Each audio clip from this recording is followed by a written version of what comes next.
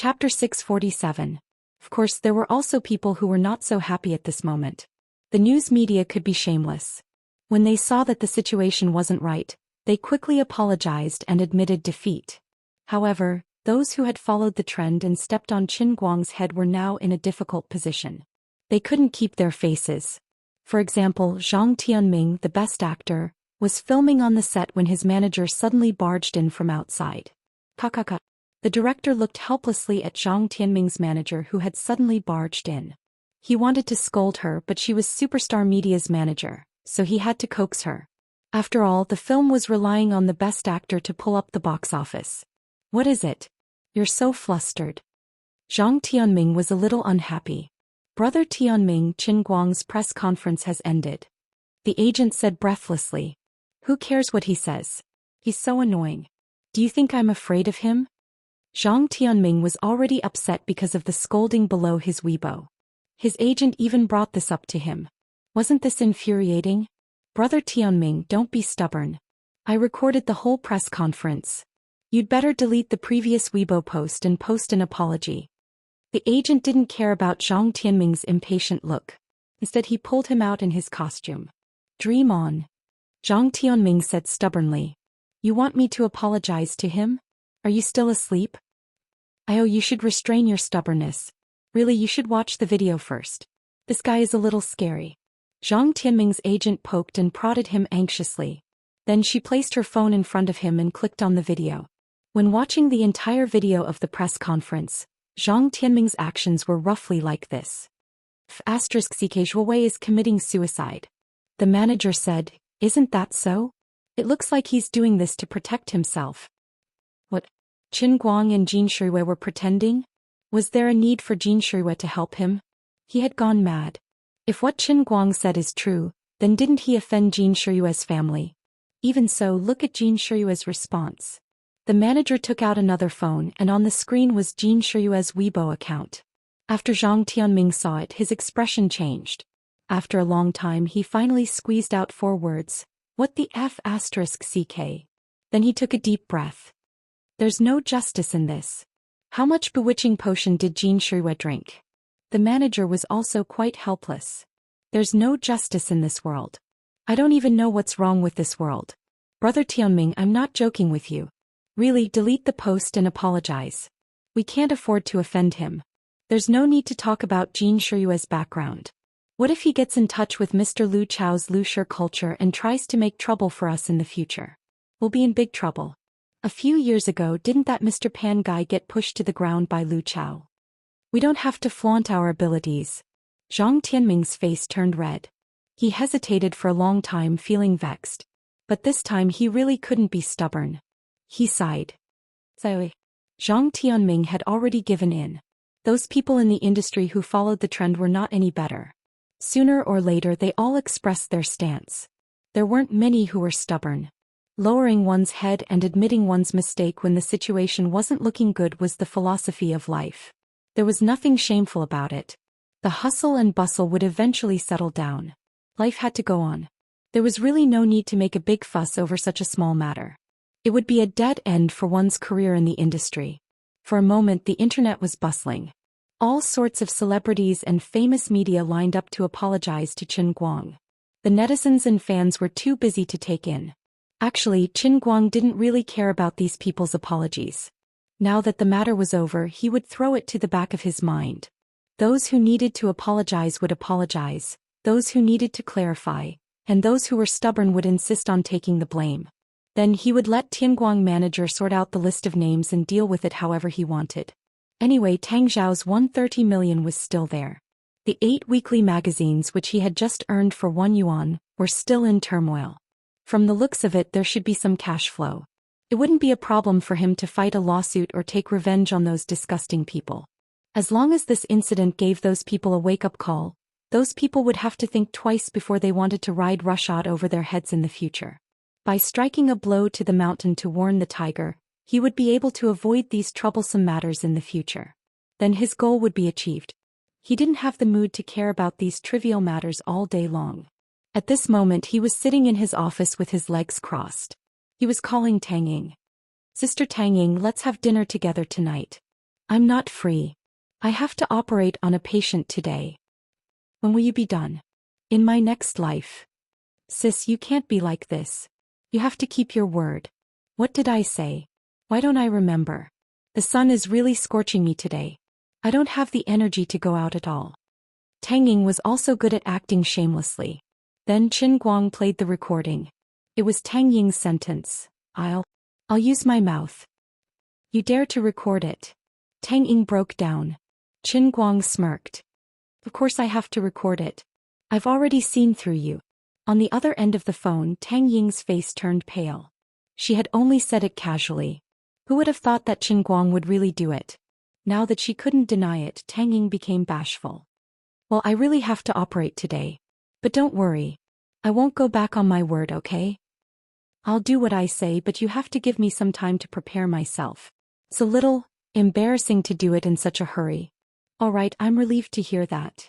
Qin Guang hung up the phone happily and turned to look at his brand new office. The bright afternoon sun shone through the floor-to-ceiling windows, making him feel comfortable. It was like a happy occasion. How is this sun scorching me? Simply heartwarming, okay? Yu Hong came over and knocked on the door. Chief Chen, are you there? Qin Guang asked him to open the door. Yu Hong said, Lu Xiaoyang, the deputy editor of 8 Weekly, is here. He has something to say to you. Only then did Qin Guang remember this cheap underling that he bought with $1. He waved his hand casually. Let him in. Truth be told, Qin Guang didn't have any feelings for the 8 magazines. According to his initial plan, he would just disband them. In any case, he had no intention of becoming the leader of the paparazzi, so there was no point in having the 8 magazines. Besides, in Qin Guang's opinion, since these employees of 8 Weekly chose to work with Zhou Wei, they were not good people in their bones. It was useless to have them. Everyone's philosophy of life was different, and a melon that was twisted together would not be sweet. However, Yu Hong's suggestion could not be ignored. What he said was quite reasonable. Xiaolu, go in and have a good talk with Chief Chen. Chief Chen is quite easy to talk to. Tell me what you think. Yu Hong left and said to Lu Xiaoyang, who was waiting outside the door. Yu Hong was quite optimistic about Lu Xiaoyang. At such a young age, he could become the deputy editor of 8 Weekly and become Zhou Wei's right-hand man, which showed that he was more or less a talent. Moreover, as a veteran in the workplace, unlike Qin Guang, who was fresh and refined, Yu Hong considered more about interests. Even if Qin Guang wanted to completely destroy 8 Weekly, Yu Hong planned to protect the company. At least the backbone should be kept. Even if it was just moving some of the core employees of 8 Weekly to the headquarters of Tianguang Agency, it was necessary to occupy a small office on the 15th floor as a subordinate department. The goal was nothing else. 8 Weekly had a lot of information about many big shots in and out of the entertainment circle.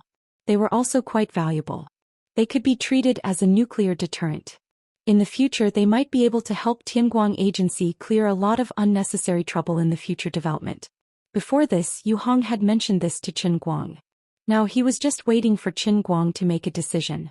Lu Xiaoyang hesitated outside for a long time. Finally, he mustered up the courage to enter the office. There was no hope on Zhou Wei's side. Mr. Lu also clearly said that all the shares of 8 Weekly had been transferred to Qin Guang. In other words, this paparazzi magazine, which was once famous in the industry, had completely fallen into the hands of Qin Guang. The life and death of the entire company was in the hands of Qin Guang. Many of the former employees were still lying in the hospital, but everyone was already starting to worry about their own futures. It was obvious that the new boss hated the paparazzi to the core. Even if everyone helped him provide all kinds of evidence to make Zhou Wei self-destruct, it didn't seem to be able to change his opinion. Everyone also understood that as employees of 8 Weekly, they weren't good people. At this time, the entire 8 Weekly was in a state of panic. The heavy responsibility of spying on the new boss fell on the shoulders of the deputy chief editor, Comrade Lu Xiaoyang. In fact, Lu Xiaoyang originally planned to leave 8 Weekly, leave the sad city of Wujing, and go to Yanjing to find a slightly kind-hearted media outlet. Then he would settle down as an honest reporter and work hard for the rest of his life. Then he would buy a suite in Yanjing 3rd Ring Road. His life would be worth it. However, he was kind after all. He couldn't resist the eager eyes of his colleagues in the company. If he left at this time, 8 Weekly, the entertainment empire that Zhou Wei had created, would be completely disbanded. Although most of the people in the company were senior paparazzi who only wanted to get rich, Lu Xiaoyang knew that there were some people like him. They used to have pure dreams, but in the end, they could only helplessly kneel in front of the door of reality. At the same time, he wanted to know if they could return to being upright under Qin Guang. After all, Qin Guang's new boss was truly different from the rest. Chief Qin. Lu Xiaoyang carried a large metal box and stood in front of Qin Guang. Qin Guang retracted his eyes from the computer screen and gestured for him to sit down. "Xiao Lu, you sit." Looking at Lu Xiaoyang, Qin Guang felt a little awkward. Although Lu Xiaoyang wasn't old, he looked to be in his mid-20s. Yet Lu Xiaoyang didn't show any signs of discomfort when he called him Xiao Lu. Qin Guang felt that Lu Xiaoyang's heart had died. "If you have something to say, just say it. Don't beat around the bush here. Oh, by the way, I heard from Mr. Lu that 8 Weekly had a lot of real news. Did you bring it over?" The real news that Qin Guang was talking about was naturally the news that Zhou Wei and hundreds of employees of 8 Weekly worked from dawn to dusk, risking their lives to take photos of various artists and celebrities. Lu Xiaoyang opened the metal box. Inside were 8 portable hard drives arranged neatly. "Chief Qin, all the hard drives I copied are here." "Chief Zhou, oh no, there are still some in Zhou Wei's office computer. I asked Manager Yu to lock his main computer in the storeroom. There are no hard drives anywhere else." Qin Guang nodded and asked Lu Xiaoyang to leave the box behind. "Good job." Lu Xiaoyang was very nervous. What he was going to say next represented the fate of the remaining 20 or so people who shared the same goal as him. As for the others, he didn't care. He didn't have the heart of a Buddha. He knew that even if he managed to save those people, they might end up in a worse situation when Mr. Qin personally kicked them out. This was probably the fiercest pain one could experience in their career. No one would believe it if they said it out loud. 8 weekly magazines were sold for 1 yuan. Suddenly, Qin Guang leaned down slightly and looked at him strangely. "Oh, Xiao Lu, in these 8 portable hard drives, are there any small clips?" "Huh? Small clips?" Lu Xiaoyang did not understand what he meant. Qin Guang blinked at him. "Don't put on an act with me. It's the kind that is exciting, sensational, superstar, shameful." Lu Xiaoyang's brain froze. "Alright, I take back my thoughts. This new boss does not seem to be a decent person. Something that can be erotic?" Xiao Lu asked. Qin Guang's eyes lit up. "That's right. You have no idea how many Calabash Brothers I downloaded on the internet over the years. Those unscrupulous media outlets and marketing accounts are too heartless. I had been downloading torrents for 3 days and 3 nights. I clenched my teeth and downloaded a celebrity collection at a snail's pace. It was more than 10 gigabytes and I was stuck at 99% for another 3 days. Finally, I finished downloading it. When I uncompressed it, I saw that it was the Calabash Brothers collection. I immediately called the police. There must be something in it, right? Celebrity?" Lu Xiaoyang's mouth opened wider. He suddenly had a feeling that he should go to Beijing to pursue a righteous life. His new boss seems to be even fiercer than President Zhou. "Yes, but not much. I haven't taken a good look at them myself. Chairman Zhou, oh no, Zhou Wei has only mentioned them to me occasionally. Some of them are from A-list celebrities and some are even from S-list celebrities. However, they are all his treasures and he has never let me look at them." Qin Guang's eyes brightened up. "Go and close the office door." When Lu Xiaoyang returned, Qin Guang pointed to the 8 hard drives and asked, "Which one?" "From my understanding of Zhou Wei H drive." Lu Xiaoyang pointed at the 8th hard drive with the H label and said decisively. Qin Guang gave him a thumbs up. "You know your stuff." Chapter 648. "Then Chief Qin, I'll be leaving now?" Qin Guang waved his hand to get him to leave, but after a while he called Lu Xiaoyang back. The unlucky Zhou Wei actually used English letter codes for every folder. With Qin Guang's poor understanding of the entertainment industry, even if there were people in front of him, he wouldn't be able to recognize many of them. How could he tell who was who just by looking at the code? What was even more shameful was that the quality of many of the videos and photos was really not good. Either the camera angle was wrong or the lighting was terrible. It was a dark mass and one could only see 2 ghostly shadows swaying on the screen. This was a real photo shoot. There was no way to have high requirements for quality. "Help me identify these people. What kind of D*MN code names are these? I don't know any of them." "You know a lot." Also, help me introduce these people to their representative works, what songs they sang and whether they're popular. Qin Guang rubbed his fingers together. Lu Xiaoyang felt that his life was probably going to be ruined here. 3 hours later, around 5 in the afternoon, the newly established Tianguang Agency's busy day of work was over. It was almost time to knock off. The two of them still hadn't come out. The staff of Tianguang Agency had quite a lot of things to do outside. Other than the construction team that was still renovating the office, the entire company was mobilized to check on the movements of the media and celebrities who were looking for trouble. If everyone agreed that the other party had admitted defeat, they would tick it. Then they would summarize the article's title and general meaning and print it out on a form. When it was finally submitted to Yu Hong would look through it and further eliminate them. He would sort out the list of people that might be in dispute and give it to Qin Guang. This so-called dispute was based on Yu Hong's shallow understanding of Qin Guang, trying to figure out this narrow-minded person's character and determine if he would be satisfied. For those who were slow, pretended to be dead, pretended to be offline, or those who were busy with other things and didn't know that there was an uproar, they would call to communicate. If communication failed, they would be blacklisted. According to Qin Guang, he had 10,000 ways to kill these people. Everyone was also quite curious about what kind of impact Qin Guang's 10,000 ways would have. However, food had to be eaten bite by bite and things had to be done step by step. When it was time to get off work, one had to get off work. The 40 or so people hidden in the Guangdong General Headquarters were not having it easy either. Not only did they have to do their own jobs, sweeping the floor, patrolling, standing guard, or otherwise busy themselves in the kitchen, they also had to deal with the Guangdong General Headquarters errands every now and then. The day of the individual military exercise was getting closer and closer. Not everyone in the Special Affairs Bureau was as bold as Tsing Yongtai or Director Ouyang.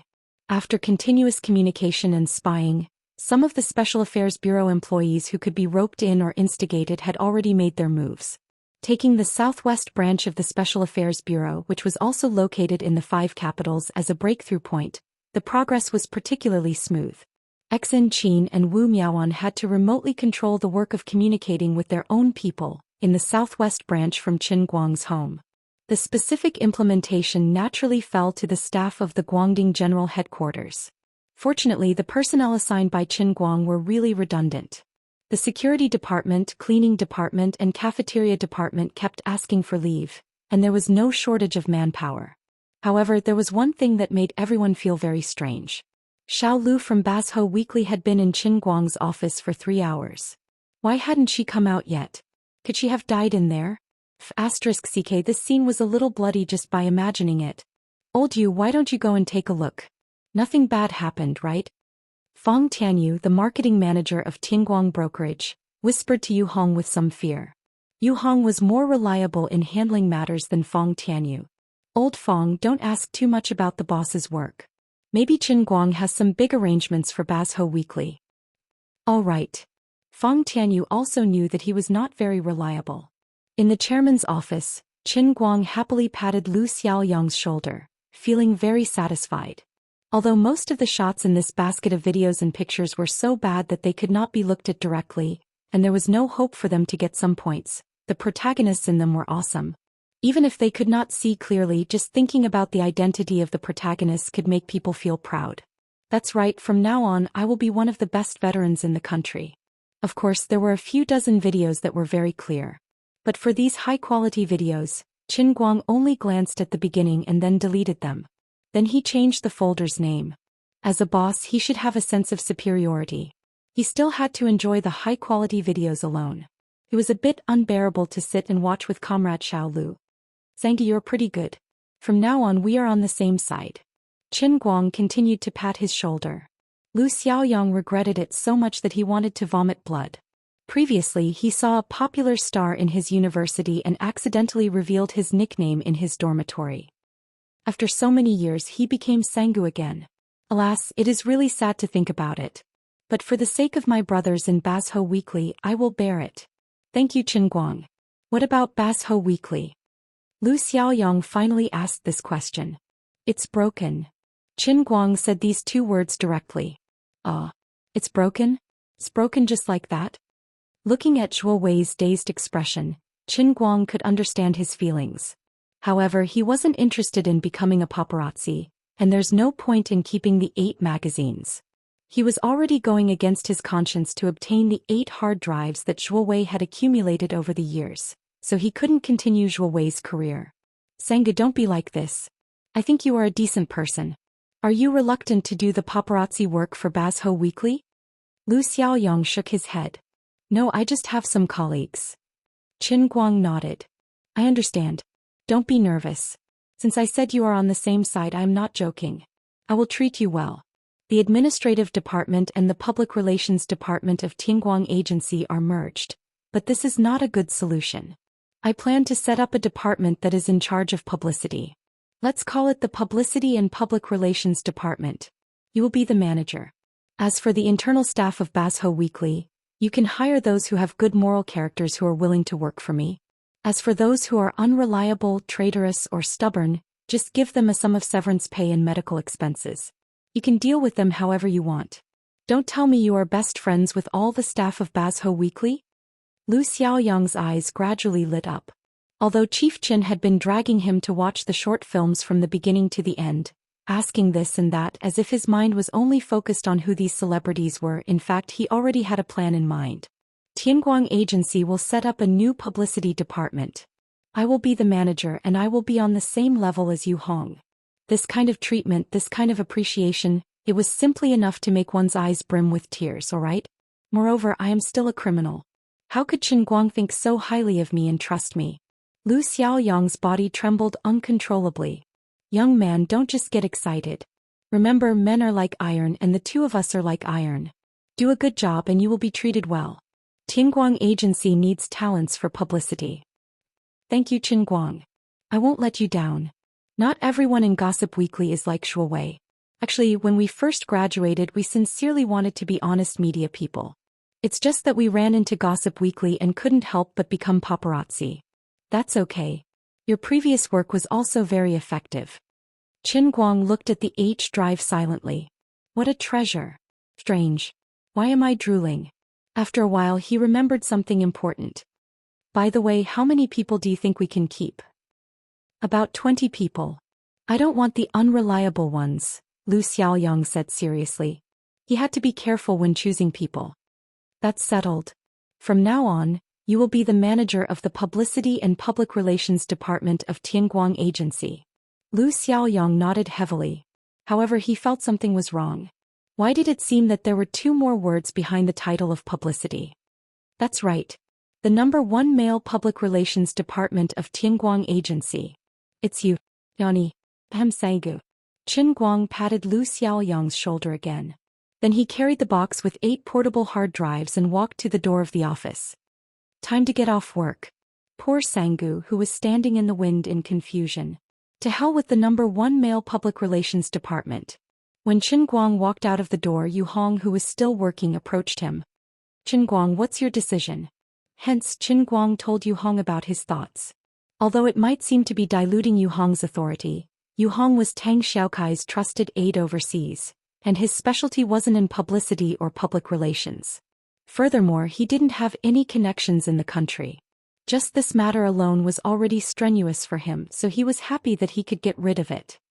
By the way, you can also transfer these people from the administration department to the Publicity and Public Relations department. Qin Guang mentioned the 2 police trainees and a military trainee who had sneaked into the company's administration department. Yu Hong was quite puzzled. These 3 people are quite capable. Qin Guang waved his hand. I know.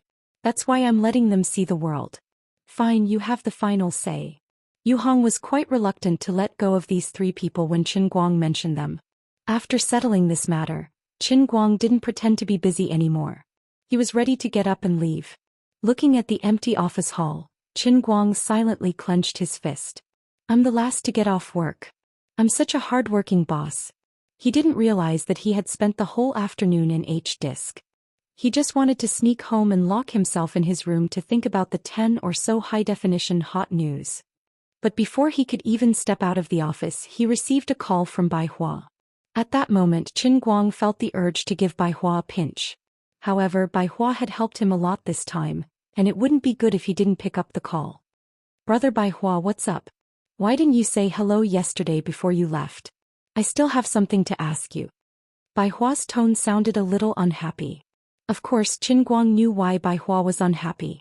However, if you're happy, then I'm not happy. So you can continue to be unhappy. Well, I'm quite busy. I saw that you guys talked for quite a long time. It's a waste of time for me to wait outside. I asked you to come and listen, but you didn't come. Are you blaming me? Bai Hua continued. Qin Guang coughed twice.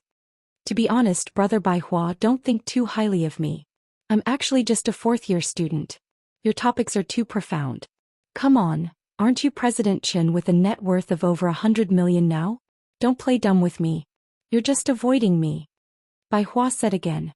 Qin Guang had goosebumps all over his body. What the hell? Can't we have a proper conversation? Who the hell wants to avoid you?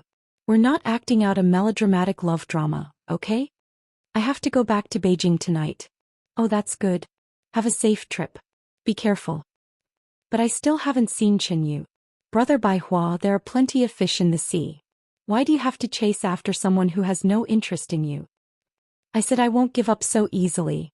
Of course, I understand what you said before. I shouldn't be so overbearing. But it's okay, I can wait. Qin Guang wanted to stab himself with a knife. Come to think of it, what did I say to you before? If I remember correctly, I've been telling you to give up. Why are you becoming more and more stubborn? Your brain circuit is different from mine. Forget it. I won't pester Qin Yu this time. But there's one more thing. It's best if we talk face to face. About Shuiwei, shouldn't you give me an explanation? Qin Guang rolled his eyes. What explanation do I need to give you? I'm not letting down the heavens, I'm not letting down the earth, I'm not letting down my conscience. Alright, this matter was quite hurtful to Bai Hua. He was also a pitiful person. It was all a sin. But aren't you going back to Beijing today? It's not convenient right now. If there's anything, let's talk about it in a few days. Qin Guang used a delaying tactic. Bai Hua used a decisive move. I'm downstairs at your company. You can see me when you go downstairs. I've ordered a meal next to your company. Let's talk while we eat. This time, Qin Guang couldn't escape. He braced himself and sat down with Bai Hua in the restaurant. I just found out that you and Shuiwei were faking it. Bai Hua's words were filled with melancholy. Qin Guang rubbed his brows in distress. It's like this. It was a special situation at that time, so I didn't think too much about it. Later on, I regretted it. I felt that Jean Shuiwei had sacrificed too much. I wanted to clarify it, but it was too late. I thought that since she's a public figure and a celebrity, it wouldn't be good for her if I treated this matter like a child's play. So, I wanted to drag it out so that people would slowly forget about it. But this time Zhou Wei gave me a wake-up call. It's not good for everyone to drag it out, so I took the initiative to reveal it this morning. But you didn't expect her to refute it, did you? You didn't expect her to confess to you in public, did you? Bai Hua wasn't in a hurry to pick up his chopsticks. Instead, he looked at Qin Guang with a burning gaze, trying to see through his heart. Qin Guang felt a headache coming on. I didn't expect it. He felt that it was all old Master Jin's fault. Old Master Jin must have forced him to do this. Bai Hua slowly poured half a glass of red wine for the two of them before he said, You're surprised because you don't know Shuiwei well enough. Don't be unconvinced. No matter what the two of you talked about it, I'm 100% sure that Shuiwei really likes you the moment she announced it on Weibo. Otherwise, do you think she would have pretended to write those things on Weibo? Even I feel sick for her, okay? You have to know that she has known these things since she was very young. When she was 5 or 6 years old, she wouldn't let me hold her hand. If she didn't care about you, she would never have said those things, let alone kissed you in public at the concert. She's more stubborn than you think. And more principled. Before he met Qin Yu, Bai Hua had liked Jin Shuiwei for many years. So he could see these things more clearly than Qin Guang. Chapter 649. Qin Guang was speechless. Although he didn't want to admit that what Bai Hua said was true, the more he thought about it, the more he felt it made sense. If he remembered correctly, when he kissed Jin Shuiwei before the concert, not only did she not feel any discomfort, but she even hugged him back to make them stick closer together. She even took the initiative to stick her tongue out. If she didn't have feelings for him, then there must be something wrong with her brain. Qin Guang slapped his forehead. He was really stupid. He didn't think so much at that time. But at that time, Qin Guang didn't have any acting skills. And he didn't know much about the human body's micro-expressions and reactions. Plus, he thought that Jin Shirui was being pushed by Jiang Yage, so he didn't think too much about it. Now that Bai Hua mentioned it, the meaning of it resurfaced in his mind. It was really scary. Then the problem was Jiang Yage really liked him. This was something that couldn't be hidden. The two of them had already done it at Yanjing's Yi Club. Then would Jiang Yage and Jin Shirui fight because of him? Wouldn't this be a bit too melodramatic? Then he quietly opened his Weibo and looked at Jiang Yage's latest post. Sisters of one heart, their sharpness can cut through metal. He spat out the red wine that he had just drunk. It would have been better if the two of them had actually fought. This was even more melodramatic than a fight. The fans of Jiang Yage's Weibo said that as Jin Shiyue's best friend, she was expressing her support for Jin Shiyue's pursuit of Chen Guang. Only Chen Guang, the only person involved, understood Jiang Yage's words. The meaning was extremely rich and the implied meaning was extremely scary. Oh man, what did I do? This wasn't the time to think about this. Chen Guang coughed a few times before saying, okay, maybe you're right, brother Bai Hua. I didn't think it through and didn't truly understand Jin Shiyue's feelings. No matter what you say, I will still say the same thing. If you dare to let Shiyue down, if you dare to make her sad as her brother, I will be the first to not agree. Although I don't know what's going on between you and that female counselor of yours, believe me, you won't be able to find a better woman than Shiyue in this world. It seemed that Bai Hua had come looking for Chen Guang today to give him a warning about this matter. Chen Guang nodded repeatedly. After all, he was in the wrong. Except for Chen Yu. Bai Hua added. Go to hell. Big brother Bai Hua, can we stop talking about Chen Yu? Chen Guang's temples were swollen and painful. I'm talking to you about Shiyue. What are you thinking? Bai Hua didn't realize how much trouble his words had caused for Chen Guang. Chen Guang thought for a moment. He really didn't want to give Bai Hua any reason to talk. Even though he didn't have any ideas and even though Jiang Yage's words, sisters are of one mind, their sharpness can cut through gold, he still decided to lie. Don't worry, I understand. Bai Hua drank another mouthful of wine. It's good that you understand. Compared to me, you're really lucky. You have to cherish your own happiness. Okay, thank you for your concern, big brother Bai Hua. Bai Hua poured himself another glass and said, sigh. Then he drank it all in one gulp. Chen Guang had a feeling that this guy was planning to get himself drunk. About 20 minutes later, Chen Guang realized that he wasn't mistaken. There were several bottles of wine on the table. Did Bai Hua come to get him drunk? Thinking about it, he was really bitter. The person he had liked since he was young had already fallen in love with him. When he finally fell in love with another girl, it was still him. Now that he thought about it, even a simple request like meeting her had become an extravagant hope. There was nothing more tragic than this. I'm toxic. Big brother Bai Hua is really miserable. So what if you're a proud son of heaven? So what if you're the vice president of Tianjing Energy? So what if you're the apple of the eye of many elders? No matter how good your innate qualities are, you can't overcome life's ups and downs. Chen Guang was going to drive, so he didn't dare to drink anymore after drinking half a glass. Big brother Bai Hua, don't drink too much. It'll be embarrassing if you get airsick. That's not even close. How can I get drunk? Bai Hua waved his hand and gulped down another large mouthful of wine. In fact, his alcohol tolerance wasn't that good. It was just a way of venting his emotions. He put down the glass and looked at Chen Guang with red eyes and face. Chen Guang, I really envy you. You're able to get Shiyue's heart. You don't have such a hard life like me. I really want to see Chen Yu. Even in my dreams, if I didn't numb myself with crazy work, I think I'd go crazy. It can't be, big brother Bai Hua. You've only met her twice. You don't have such deep feelings for her, do you? Chen Guang wanted to remind him. This isn't a movie. How can there be such a powerful love at first sight? Bai Hua shook his head. No, I can't explain it to you. Before this, I really didn't believe in love at first sight, but some things are really unbelievable. Forget it, someone as lucky as you won't understand. You definitely won't understand. It's a beautiful and wonderful feeling. Chen Guang cursed in his heart. How can I not understand? How can I not understand? You fell for Liuli's trick in the old man's heavenly holy grail, okay? Can you not make it sound so high and mighty? Didn't Wu Tong also fall for it? How come the aftereffects weren't as serious as yours? Liuli's voice sounded in his mind. Of course it's different. Wu Tong is a woman after all. She's much more reserved when it comes to these things. When she realized that something was wrong, all she could think of was to figure out what was going on and then restrain the emotional aftereffects. In the end, she failed and fell head over heels in love with you. But this man doesn't even think about restraining himself. His mind is filled with all sorts of fantasies. Not only does he not restrain himself, but he also takes the initiative to deepen his memories. Isn't that just courting death? Qin Guang suddenly understood. When he looked at Bai Hua again, he felt that this guy didn't deserve any sympathy. Serves you right. Who told you to have a head full of shameful thoughts? Bai Hua patted Qin Guang's shoulder again. Brother, my heart is bitter. Qin Guang also patted his shoulder. To be honest, big brother Bai Hua, my heart is also bitter. Bai Hua slowly shook his head. What are you bitter about? How are you bitter? Look at you. You obviously know Qin Yu. She's obviously in Wujing, but you don't let me see her. Even when I asked you to pass the message, it went in one ear and out the other, right? How cruel are you? How heartless.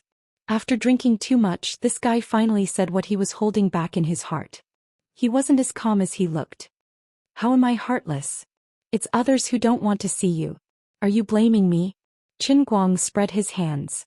Bai Hua started hitting his head on the table. Can't I blame you? I just want to see her from afar, but I can't do it. Is my request too much? Is it really too much? Qin Guang, you're Jingwei's brother. I also treat you as my brother. When you're in trouble, I'll help you wholeheartedly. How can you torture me like this?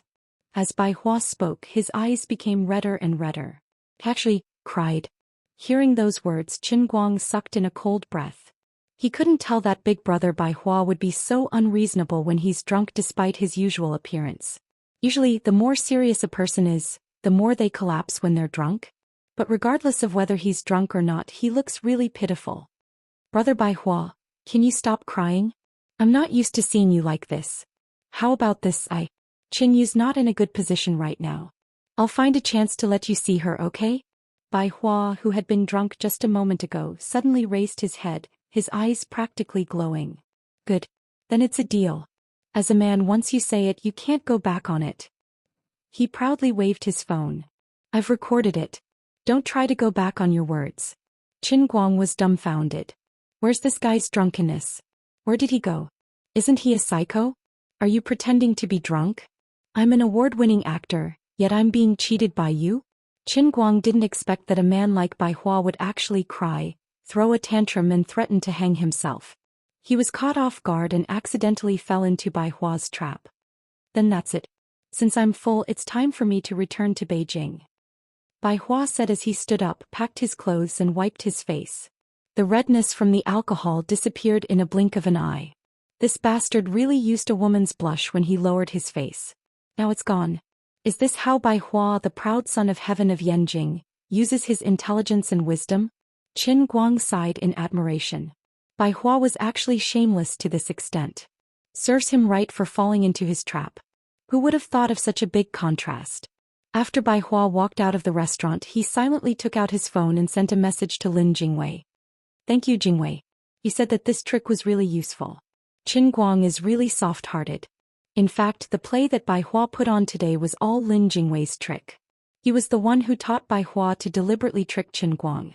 This represented the anger of the three grandsons in the dormitory. Everyone was extremely envious and jealous of him for getting Jin Shiyue's love. He was also taking revenge for son Xiaoxuan, who was overseas and didn't know what was going on. You're too shameless. Son Xiaoxuan is sincere to you, but let's not talk about Miss Wen. After all, we've known each other for so long, yet you still dared to take the initiative to confess to teacher Zhou? And then Jin Shiyue confessed to you? How can we be happy friends like this? If I don't let you have a taste of my power, you won't know how many eyes I have. Going downstairs alone, Qin Guang felt a little melancholy. Originally, he was just making a promise. Seeing that Bai Hua was drunk, he wanted to coax him to behave. In the end, this guy was pretending to be drunk and even recorded it. I can't even deny it. Why does this trick seem so familiar? That's right, I used it to deal with Tang Ying, but now it's being used on me. Thinking of Tang Ying, he felt a little unwilling. They had originally agreed on a bet, but she said she was going to have surgery today. No matter what, he couldn't disturb her. Alright, he tightened the suitcase in his hand. Fortunately, the old man still had an H drive. Back home, after a whole day of tossing and turning, Xianxia and Wu Miaoan were pretty good. The shabby room was almost cleaned up and the dear wife, who had been brutally shot in the head, had been replaced with a new monitor. Other than the 2 deputy directors finally reporting to him about the Guangdong General Administration, everything was so beautiful. Qin Guang originally thought that the director position was just a useless position. The elders were just giving him a golden opportunity because of his friendship with Wen Wen and Jin Shuiwa. He was just a decoration in this broken police station, playing the role of a mascot. If they really let him handle government affairs like an official, wouldn't that make things difficult for them? Don't think too highly of me. I'm just a university student who hasn't even graduated, okay? Director, this is the list of people we met today. This is the conversation record, please take a look. Don't be fooled by the fact that these 2 Lolitas were usually noisy. They were actually both senior sisters in the sect, and they were equally methodical in their work. Today, apart from properly coordinating the personnel dispatched from the general administration, the 2 had already sorted out the day's work memo and placed it in front of Qin Guang. Qin Guang looked at the thick stack of paper. Can I not look at it? I believe in both of your abilities. For such a small matter, there's no need for me to personally attend to it, right? Xianxia tidied up her collar. Director, instigating defection is no small matter. If there's any mistake, it might lead to a chain of leaks. You have to make the decision. No, really, I believe in both of your abilities. You can handle it yourselves. Qin Guang decisively decided to slack off. Are you going to look at it or not? Wu Miaoan placed her hand on Qin Guang's brand new monitor. Her knuckles were white and it was obvious that she was accumulating strength. Qin Guang hesitated for 3 seconds. Look.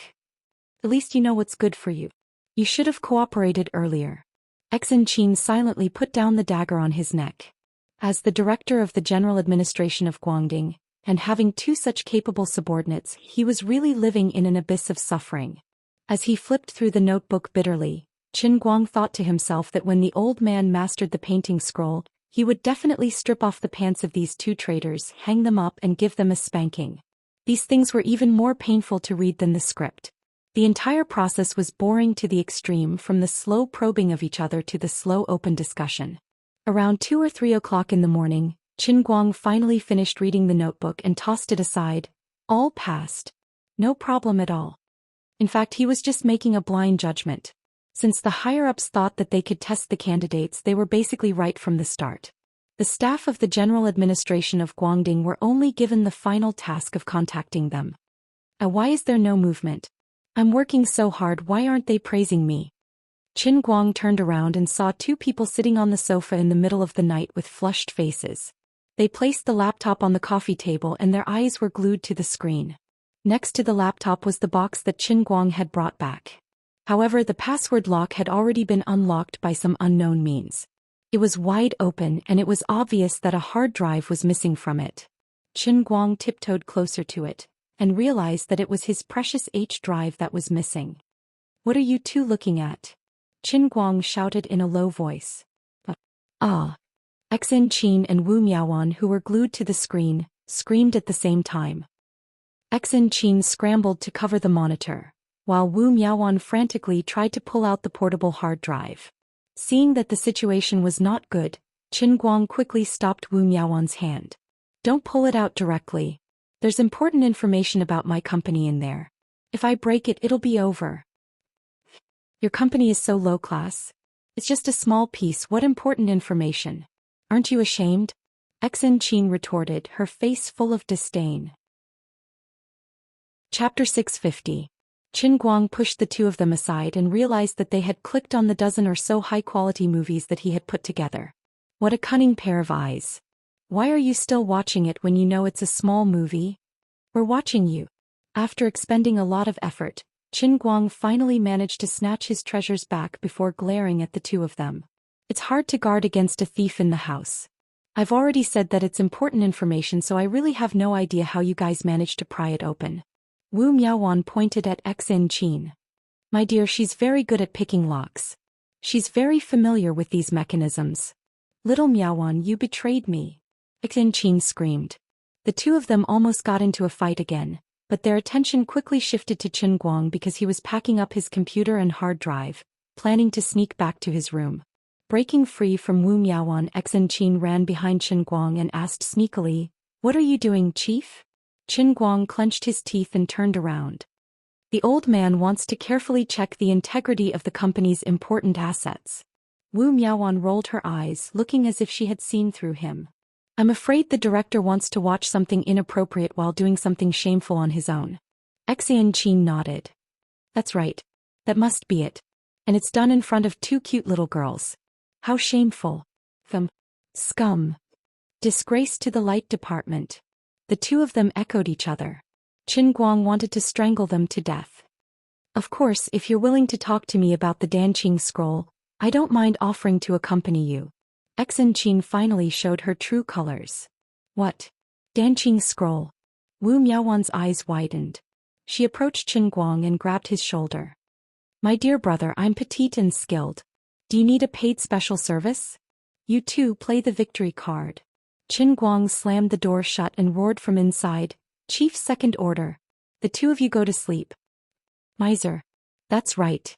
I've never seen such a stingy bureau chief." Qin Guang pressed his back against the door and ignored the two of them. There was no movement outside. Perhaps they had really gone to sleep, but after waiting for a few minutes, there were murmurs coming from outside again. Wu Miaoan said, "Sweetheart, won't he be angry if we covet the painting scroll like this? This is a big taboo in Jianghu." Xianxia said, "Don't worry, little Miao Miao. Our big bro chief is super generous. Even if he's really angry, he'll be fine after a little coaxing." "How should I coax him?" "Next time when he showers, we'll wrap a towel around him and scrub him. Remember not to wear underwear. Then we'll quietly spread our legs and show him some light. I guarantee that all his problems will be gone." "If that's the case, then it's really easy to coax him. Do you think he's really doing something bad in there?" "Of course. Let me tell you, he has no integrity and is completely shameless." Qin Guang opened the door. "Can you two whisper any louder?" At that time, Qin Guang swore in his heart that once he fulfilled his bet with Tang Ying, he would leave this place as soon as possible. At least he had to stay away from these two. However, he did not expect that his promise would be fulfilled so quickly.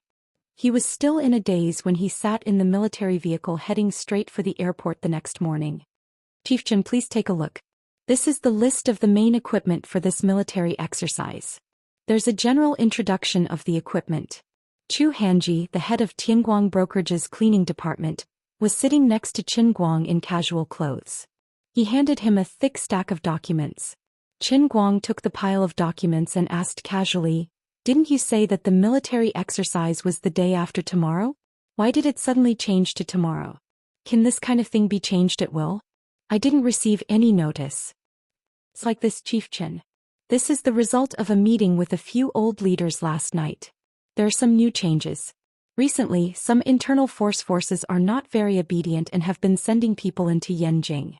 So the higher-ups have decided to hold the military exercise one day in advance to show them what we're made of," Chu Hanji said patiently.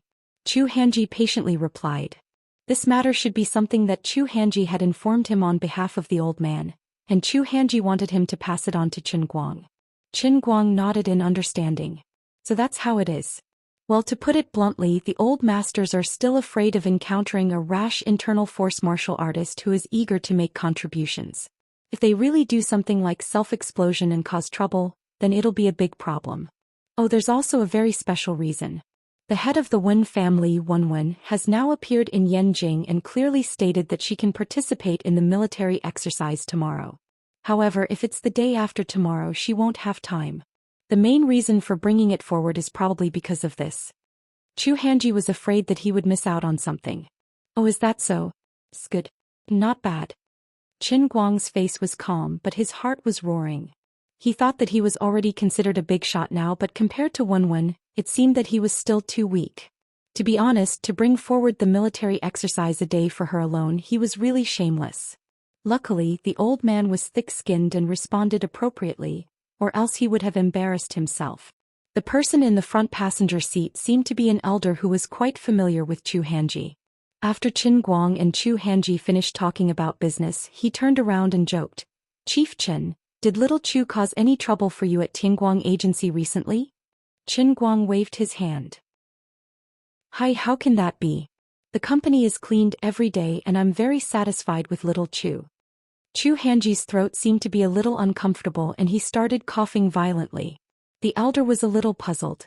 Isn't little Zhou the assistant of the chairman, Chief Qin? He's even in charge of cleaning? Qin Guang patted Zhou Hanji's shoulder silently. Not bad, young man. You have the demeanor of a chief. The head of the cleaning department advertised you as the chairman's assistant. Your skin is as thick as the old man's. Yes, the chairman's assistant is my right-hand man. He has to take care of everything in the company no matter how big or small. That's right. Under Zhou Hanji's pleading gaze, Qin Guang silently said these words that went against his conscience. However, seeing that the kid had tactfully sent him a transfer of 2,000 yuan, it was not a big deal to betray his conscience for once. Alright, Chief Qin, take a good look at the information.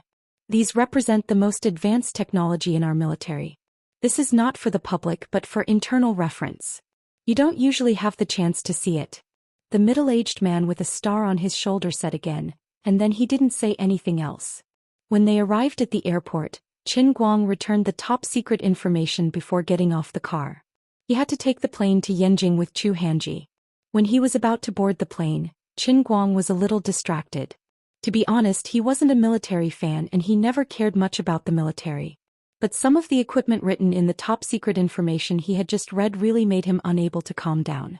He even felt like it was science fiction and that he had been fooled. The bionic skin-type full-fitting armor that could increase the strength of the wearer. The embedded retinal multifunction sighting device that could synchronize with the gun with the heat sensor. The single-soldier handheld heat-seeking sniper rifle. That's right, the kind that could bend bullets. The full-fitting and half-fitting single-soldier combat armor that looked like a miniature Gundam. The single-soldier flight backpack that weighed less than 30 kilograms. The maximum flight speed was more than 150 kilometers per hour. And it could fly at full speed for half an hour. There were more than 10 types of equipment similar to the above. If these things weren't written in the top-secret information, he would probably be able to see the real thing at the scene tomorrow. Qin Guang would only think that he was reading a science fiction novel. The so-called, the country is rich and the people are strong and technology is the #1 productive force. These words only stayed in Qin Guang's mind before, and he only took it seriously when he saw it today. No wonder the old men were now so strong-willed that they were finally willing to use the special division as an example. They were going to use a new attitude to deal with the internal forces. Their confidence came from the heavy pile of information in his hands just now.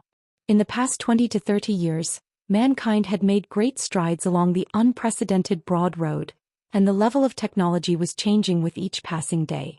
Televisions had evolved from black and white kinescopes to the current LED, OLED and even curved screens.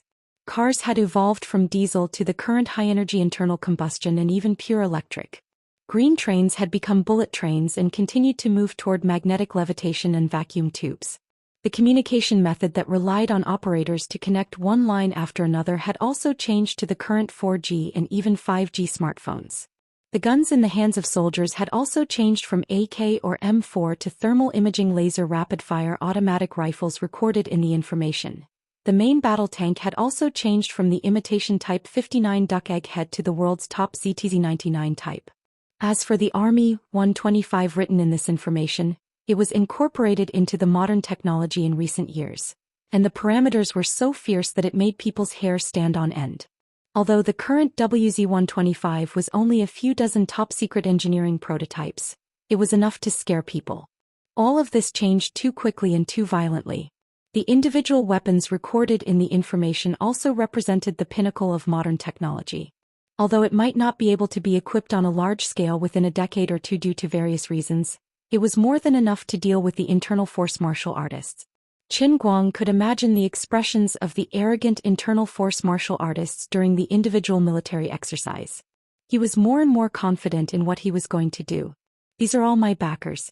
The more powerful my backer is, the stronger my backbone will be. Who asked you to be cocky? Who asked you to be arrogant? Who asked you to treat people's lives as grass? And who asked you to feel pain? He was a victim himself. He didn't have any feelings for the internal force martial artists, and he didn't think that they needed his sympathy. Sooner or later they would have to pay for what they did. Anyway, the people who were close to him in the internal force martial artist circle were his own people. As for the others, they were all enemies. Thinking of the military exercise tomorrow, his heart gradually began to look forward to it. Mr. Qin, get on the plane. Chu Hanji reminded him when he saw that Qin Guang was distracted. Qin Guang nodded. Sigh. Everything is good except for one thing. I guess I'll have to go back on my word when I get back. Chu Hanji didn't understand. Mr. Qin, what are you talking about? Qin Guang patted Chu Hanji's shoulder like an old man. Young man, you're still young. You don't understand the affairs of the elderly. That's right. Qin Guang was still thinking about the bet with Tang Ying. She went back on her word last night and didn't honor it. Today, when he went to Beijing, he would first participate in the military exercise, and then he would have to attend the Big Beard's movie signing ceremony. It would be at least a few days before he returned to Beijing, and school would have started by then. By that time, with Tang Ying's old amnesia, she would probably not recognize him anymore. With this incomparably melancholy in mind, Qin Guang and Chu Hanji went straight to the first-class cabin of the airline. As soon as the two sat down, Qin Guang felt a little strange. The person sitting next to him was a little sneaky. She was wearing a wide-brimmed hat, and ever since he sat down she had been covering her face tightly with the brim of the hat. She then curled up in the chair with her face facing the plane's glass window as if she had sprained her neck. Qin Guang unscrupulously sized up this woman. 10 seconds later he grinned. Yo, Sister Ying, what a coincidence. Tang Ying turned her head and put on a smile that was uglier than crying. This is really too much of a coincidence. Chu Hanji, who was sitting next to Qin Guang, also popped his head out. Mr. Tang, why are you here too? Tang Ying remembered this Tianguang agency's cleaning chief. Chief Chu, what are you two doing in Beijing? Chu Hanji was speechless for a moment. Only then did he remember that he was carrying out a top-secret mission. Qin Guang coughed lightly. To help your brother earn money. Now that the company is so big, I can't just dawdle around like before. I have to take the initiative. Aren't we going to sign a movie contract in a few days? I'll go to Beijing first to see if there are any other jobs I can take on. It's not easy for us. It's such a big company and I'm the CEO and the only signed artist. Why don't you make your debut too, Sister Ying? I think you have a lot of potential. Tang Ying rolled her eyes. Potential my ass. I'm someone who wants to win the Nobel Prize in medicine. Speaking of which, you're bringing a cleaning chief with you when you go out for business? You have such a unique taste. Chu Hanji hurriedly patted his chest and said, Mr. Tang, I'm definitely not going on a public holiday with Mr. Qin. Although our cleaning department doesn't have much say, we have a heavy responsibility. All the cleaning work in the company is our responsibility. As the chief, I have to personally take care of Mr. Chen's personal hygiene. I'm duty-bound. Tang Ying glanced at Chu Hanji with a playful look. You're right. If he forgets to zip up when he goes to the toilet, it's also your responsibility. Chu Hanji turned his face away. He felt that the more he said, the more mistakes he would make. It was better for him to play dead. Qin Guang keenly noticed that Tang Ying was deliberately changing the topic, so he forcefully pulled the topic back to her. You haven't told me what you're going to Beijing for. Tang Ying looked at him. If I say I'm going to attend the International Medical Conference, will you believe me? Do you think I'll believe you? Tang Ying spread her hands.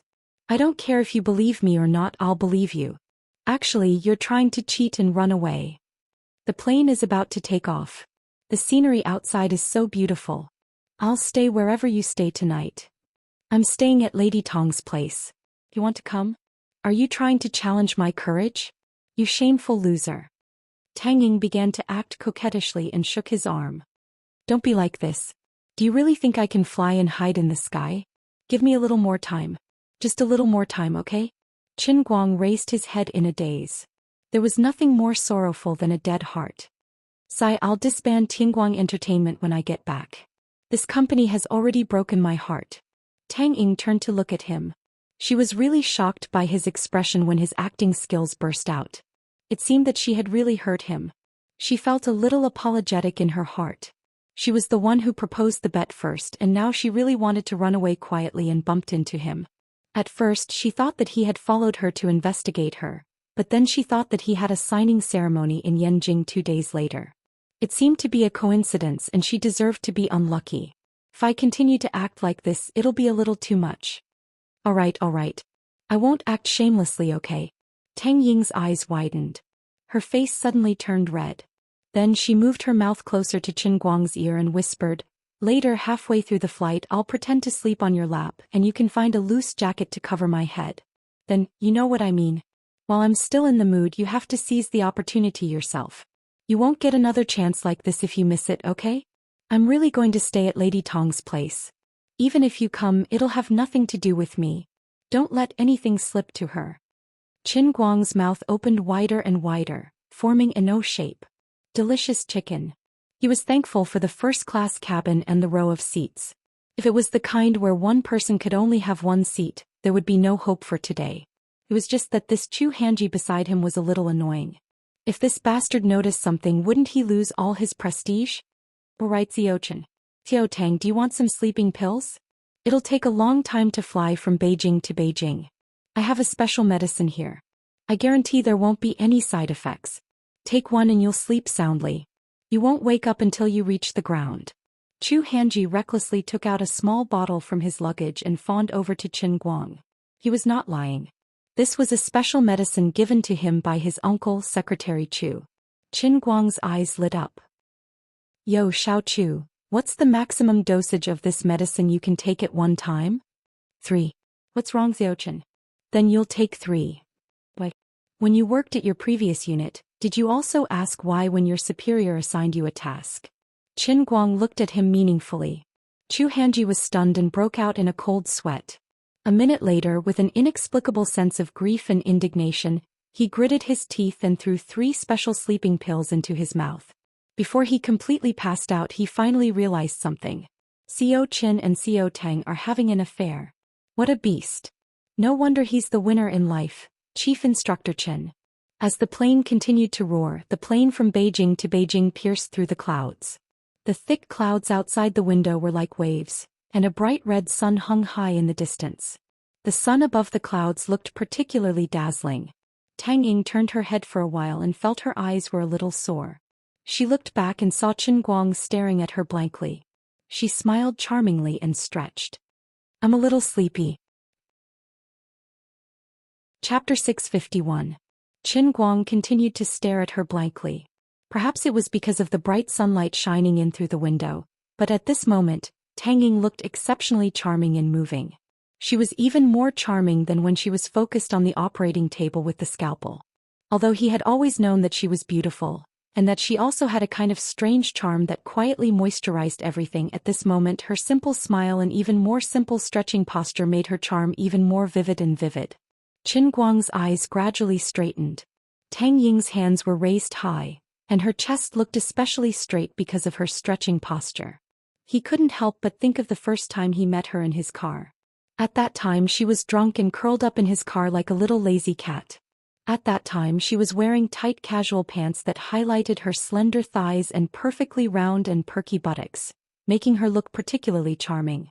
This time his focus was different, but it was even more captivating.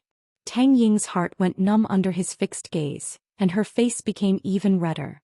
She stretched out a finger and lightly tapped his forehead. "I thought that you, a dummy, only had eyes for Wu Tong and your teacher Zhua." Qin Guang shook his head like a wooden man. "No, Sister Ying, you're also very beautiful. Compared to your classmate?" Tang Ying had met Sun Xiaoxuan before, and she had a deep impression of this delicate girl from Jiangnan's water village. Qin Guang replied without hesitation, "Each has their own merits. You two are different women." It seems that Lady Tong was right about one thing. Tang Ying blinked her misty eyes. "What did Sister Wu Tong say about me?" "She said that although you're a very responsible little boy most of the time, your willpower is so weak that people can't look at you directly. You're also very perverted and your skin is super thick." Tang Ying began to slowly lean her body towards Qin Guang, her lips almost touching his earlobe. She exhaled a fragrant breath and said, "Lady Tong told me that after you saved her, the two of you stayed in the hospital that night. You just listened to the sound of her bathing and you had an erection, right? At that time I really thought that your kidneys were not light. Only later did I realize that you had deceived me so badly." As Tang Ying spoke, her breath gently brushed against Qin Guang's earlobe. The faint fragrance from her body wafted into his nostrils, causing him to feel something. Of course, Qin Guang knew what was going on. At that time he had just mastered the Qilin arm. I'm not bragging, but if you find me a bent steel pipe and pass it through my hands, I can also squeeze molten steel out of it. Tang Ying's gaze drifted downwards, her face turning even redder, even to the tips of her ears. You're really dishonest. She yawned again. I'm really tired. I'll take a nap on your lap. As she spoke, she gradually lay down. Qin Guang's eyes widened. Tang Ying, who was pretending to sleep, pinched his thigh again. He quickly snapped back to his senses and pulled over the windbreaker that Tang Ying had placed beside her. He casually covered her body with it, then slowly pulled it up until it covered her entire head. It didn't take long before his pants were pulled open bit by bit. Then he had no idea what was going on. Perhaps it was her hand, or perhaps it was something else. Sometimes it was warm, sometimes it was tight, and sometimes he felt a cool breeze blowing in through the gaps of the windbreaker. It was a feeling that was hard to describe with words. The biggest stimulation came from the environment he was in. Although the density of passengers in the first-class cabin was not as high as the economy cabin, there were still people in front and behind Qin Guang. Looking up, he saw a flight attendant sitting not far away, waiting for a passenger to summon her. She could get up at any time. Qin Guang straightened his neck and leaned hard against the back of his seat. His eyes were filled with confusion, but he was afraid that someone would notice something. He had no choice but to put on a serious face as though he was deep in thought. This kind of feeling was too torturous. Under the windbreaker, Tang Ying seemed to be a little angry. Why was this guy so difficult to deal with? Then she raised her hand. Qin Guang's mind suddenly went blank. Even now he still felt that it was unbelievable.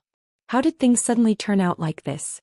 If the flight attendant came over and asked him if he needed anything, or if she was his fan and wanted to ask for an autograph, or if the people in the front and back rows raised their heads and found out that he was an omnipotent Superman, or if that unlucky guy Chu Hanji's sleeping pills were fake, he would wake up at this time. Well, no matter what the situation was, he might have to face the collapse of his life. The more afraid he was, the more intense the stimulation was. He began to feel nervous, hoping that this matter would end as soon as possible. But he was the strongest pile driver in history. The more afraid he was, the more things he had to worry about, and the more uncontrollable he would be. Qin Guang's heart beat faster and faster. He swore again and again that next time he would definitely not be greedy for this kind of special stimulation. Why did he have to choose this kind of public occasion to do bad things? It was simply too scary, okay? But although he swore in his heart, his body was exceptionally honest. This was really the greatest enjoyment in the world. Unknowingly, his left hand pressed on the windbreaker tighter and tighter, and his right hand quietly moved under the windbreaker, pretending to hug Tang Ying's waist under the windbreaker, but in fact he was moving up bit by bit. About 15 minutes later, finally, everything was over. This special situation, this special person, and this special feeling of tension made certain things happen faster than expected. He retracted his hand bit by bit. Before that, he slightly pulled down Tang Ying's messy clothes and arranged them neatly. His face regained its radiance of confidence, and there was no longer any trace of guilt on his face. As a person, it was better to be more confident. At the same time, his CK underwear was slowly pulled back. It seemed that Tang Ying had thoughtfully put a layer of tissue on it before this. The zipper was pulled back little by little. The whole movement was very gentle and very careful. Tang Ying pinched his thigh again. Qin Guang knew that she was almost done. He let out a long sigh of relief and touched his temple. There was cold sweat. Strange, why didn't she get up? Qin Guang was puzzled. She couldn't have fallen asleep, right? Hello, dear passengers. Would you like to drink coffee, tea, or Coke? At this time, the flight attendant who had been sitting at the head of the cabin suddenly stood up and then began to ask the passengers what they wanted to drink. Thank you, orange juice. Unfortunately, Qin Guang was in the third row. The passengers in the first row said that they didn't want anything, and the passengers in the second row asked for orange juice. Then the flight attendant quickly asked Qin Guang. When she got closer, the beautiful flight attendant seemed to notice Qin Guang's face. She was a little surprised at first. Then she stared at him carefully. After a while, she reacted and said, "Hello, Mr. Qin.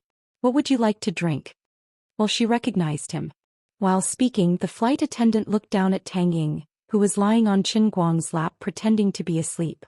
There was a sense of curiosity in her eyes. Qin Guang grinned. Milk. Then his thigh was pinched by Tang Ying again and he felt a sharp pain. Qin Guang swore that in the next customized special training he must first train this thigh muscle. Sorry, Mr. Qin, we don't have milk. The flight attendant still had a professional smile on her face, but her eyes were clearly shining with the light of gossip. Coffee then, thank you. Qin Guang just wanted to send her away. The flight attendant quickly poured a cup of hot coffee for Qin Guang, and then began to hand it to Qin Guang. At this moment Qin Guang was alarmed. A stewardess like you will definitely be fired. Sure enough, with Zhou Xian between them, her hand seemed to be a little unstable. The cup in her hand was shaking and there was a risk that it would be knocked over at any time. This girl wanted to make a big news. She just wanted to know who was lying on her lap. When Qin Guang realized that something was wrong, it was already a step too late. The plane seemed to be shaking at the wrong time. Her hand shook violently and the hot coffee spilled on Tang Ying's windbreaker. I'm sorry. Tang Ying felt a warm sensation on her neck, and she knew that she couldn't pretend anymore. She secretly glared angrily and with a gulp her tongue suddenly rolled around in her mouth. She then pretended to be sleepy and straightened her body in a daze. What's wrong? Then she realized that her windbreaker had been splashed with a large amount of coffee. Fortunately, it was all blocked and the clothes inside were not wet. The gossipy flight attendant looked flustered. She took out a tissue from her pocket and pretended to help Tang Ying wipe the coffee off. However, Tang Ying gave her a sweet smile. It's okay. I'm not wearing this anyway. I'll just take it back and wash it. Give me a glass of orange juice. That's right, it's aged orange juice. Thank you. Qin Guang's thigh was hit again. Sorry, we don't have orange juice. Coke it is then. Hey, Miss Tang.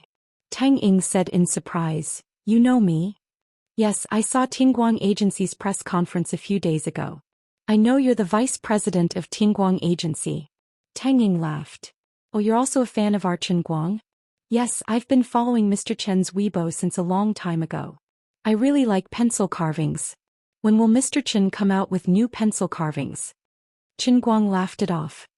There's no rush. He'll come out. It's a pity that we're not allowed to bring a penknife on the plane. Otherwise I'd carve one for you right now. The gossipy flight attendant was finally sent away. Since she knew Tang Ying, it was fine. It didn't seem like a big deal that the vice president of Tingguang Agency was on good terms with Qin Guang. Qin Guang let out a long sigh and said to Tang Ying in a low voice, this flight attendant must have only been working for a few days. She's too unprofessional. Even if she's a groupie, she shouldn't cause trouble on the plane. Tang Ying ignored him and continued to look out the window. No one knew what she was thinking. Qin Guang didn't know why she was angry and was very confused. Wait, I seem to have forgotten something. Maybe, Sister Tang Ying. Qin Guang probed anxiously. Tang Ying gulped down a mouthful of Coke. Old juice doesn't taste good at all. Sinks. Don't talk to me. I want some peace and quiet. Don't ask me who peace and quiet are. Qin Guang finally realized the problem and couldn't control his smugness. But high protein is very nourishing. It's good for beauty. Tang Ying turned around and grinned. Don't be so cocky. If you piss me off, I'll put you under anesthesia and cut it off. Qin Guang glared at her and touched his teeth. Sister Tang Ying, there's a line hanging from the edge of your teeth. Tang Ying rolled her eyes and turned her face away. Her throat moved, but no one knew if she was swallowing saliva or something else. Poor Zhou Xian. He didn't wake up even when the plane arrived at the station. He was carried by Qin Guang. After getting off the plane, Tang Ying didn't go with Qin Guang. She seemed to be really there to attend some medical conference. She got into the car arranged for her by the conference organizer and left.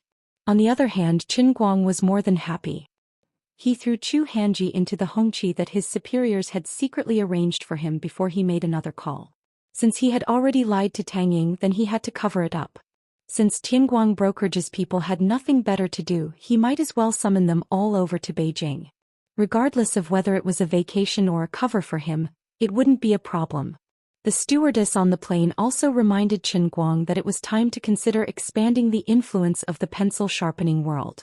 Among all the worlds in a cup that he had perfected, only the world of piano and the world of sharpening pencils had a daily production of faith value of 4 digits. Among them, the world of piano had a daily production of less than 3,500, and the world of sharpening pencils had a daily production of less than 1,500. Compared to the other worlds in a cup, it was really shabby. For example, the world of the Sword Tower and the world of darts were already maxed out. Even the world of the Kirin Arm was 18,000. The world of the Racing God Training Ground was as high as 26,000. The world of the Pile Driver was almost naturally maxed out. Up until now, he had only enjoyed the special training of building the strongest body for 3 months. The beggar version of the world in a cup that only required 600,000 faith points was too much for him. The poor version of the world in a cup wasn't much better either. The luxury version of the world in a cup that only required 1.2 million faith points for each session was barely acceptable. The need for faith points was infinitely large. It would be too much for him to rely on himself. He should make use of Tianguang agency. Money wasn't a problem. It didn't matter how much losses he incurred. Anyway, the elders just wanted him to be a high-profile prodigal. Therefore, to quickly increase the production of faith points, he had to start with the world of pencil sharpening and piano. Yu Hong, Yu Fong Tianyu and Lu Xiaoyang have all come to Yanjing. You've all seen my Weibo, right? My next goal is to promote the influence of my pencil sharpening and microcarving skills. Help me think of ways. Be it spending money or hiring people, organizing activities or competitions, it's not a problem. I only have one goal, and that is to make me more famous. Let more and more people know that I'm good at this. Even sharpening pencils can be packaged as a high art. If possible, put it on UNESCO's Intangible Cultural Heritage list. What? Afraid of losses? It's not time for our company to reap the harvest yet. Continuing to package my image is the most important. Find a big stage for me, a big platform, make me more popular. As long as I'm popular, our company won't fall. Do you understand? Time is tight, so all 3 of you come. Do your best. Try your best to accomplish something while I'm in Yanjing. Oh yes, I'm good at playing the piano too. To put it bluntly, I'm the best piano player in the world. The 3 of you have to think of ways to help me expand my reputation as the best pianist. Brag or create hype, it's not a problem. What? There's no first place in literature and no second place in martial arts. Will others be unconvinced? I don't care who is unconvinced. As long as there are people who are convinced, it's fine. Furthermore, it's good that more people are unconvinced. Let's organize a competition and let them compete with me. Remember, for these few days, the most important thing is to sharpen pencils. The second is to play the piano. And then it's my turn to participate in Uncle Big Beard's movie signing ceremony. As for other commercials, visits, announcements and the like, don't accept any of them. Also, don't do anything about the knife tower and darts. I'm not interested in these 2 things. After Qin Guang hung up the phone, Yu Hong and the other 2 looked at the business development plan that had just been sorted out and looked at each other. This plan was the blood and sweat of the company's middle management. It involved the packaging of Qin Guang's personal image and the entire business development system. From Weibo jokes to advertisements, to live streaming program planning, to advertising endorsement negotiations, and finally, a series of contracts that Qin Guang considered participating in variety shows and even esports promotions, all of which were rejected. Only one of them could be kept. Lu Xiaoyang was trying to find a connection, and if it was successful, he might be able to get Qin Guang to hold a piano concert in the Golden Hall of Vienna. However, it wasn't something that could be done in a short period of time. The 3 of them suddenly had a feeling. Why don't we pack up and go back home to farm? We'll starve if we follow Xiao Chen. Chapter 652. Yu Hong felt that he was in an awkward situation. To think that I, the core member of the Tang Jie Foundation who was deeply trusted by Tang Xiaokai, came all the way back to the country to be your right-hand man. Although Mr. Tang had previously said that it didn't matter if the company was making a profit or losing money, Mr. Chen's attitude was a little too casual. Alright, no matter how much Yu Hong felt, he still followed Qin Guang's instructions and went to Beijing with Fong Tianyu and Lu Xiaoyang to carry out the mission that Qin Guang had casually thrown out. It didn't matter if the boss's decision was stupid or not, but as the boss's subordinate, even if he knew that the decision was stupid and fraudulent, he still had to complete the task given by the boss since he was still receiving his salary. If he did his job properly, it would be the boss's fault if he lost money in the end. If he didn't complete the task given by the boss, he might not be happy even if he helped him earn money in the end. What if Mr. Chen really had a far-sighted plan and could use his sharp judgment to see through the market and point to the core of the company's development when they still couldn't understand it? What if what he said was right? Idiot. Wake up. They were getting closer and closer to a heavily guarded villa, but Chu Hanji was still snoring loudly. Qin Guang began to panic. If Secretary Chu knew that he had forced his nephew to take 3 hypnotic pills, Secretary Chu would fight him to the death, right? Finally, Chu Hanji opened his eyes in a daze. See Chief Qin, where are we now? I'm not very sure either. We just passed 2 especially large huangwa trees, the kind that would require 7 or 8 people to wrap their arms around it. The forest in front is very dense. I didn't expect there to be such a place in Beijing. Seeing that he had finally woken up, Qin Guang felt relieved. What? Chu Hanji let out a low cry, then abruptly came to his senses. He sat up straight and subconsciously tidied up his clothes. Why are you so surprised? Chu Hanji saw that he didn't take it seriously, so he reminded him softly, Chief Qin, we're almost there. Be serious. Qin Guang was even more puzzled. Do you have to be like this? Do you really have to be like this? I'm going to see the bureau chief. Chief Qin. Chu Hanji's breathing quickened. Yes, and then? Could meeting the bureau chief prolong one's life? Your ribs are about to break, aren't they? Chief Qin, are you really not nervous? That's the chiefs we're talking about. Patting on Su Tao's shoulder, Qin Guang replied, Lad, I've never felt that I'm a big shot in the past. But ever since I met you, I've started to believe that I do have the talent to become a big shot. He really didn't understand what those old men had to be afraid of. Anyway, even if he held a knife to his neck, he wouldn't be as inexplicably nervous as Chu Hanji. After passing through layers of extremely tight security, the car finally stopped outside a courtyard house with vermilion doors and sorghum. Qin Guang got out of the car. Secretary Chu was waiting at the door. He still had that warm smile on his face. As an exceptionally important secretary, he had truly done his best to be a person. Chu Hanji, who got out of the car with him, looked at his uncle nervously.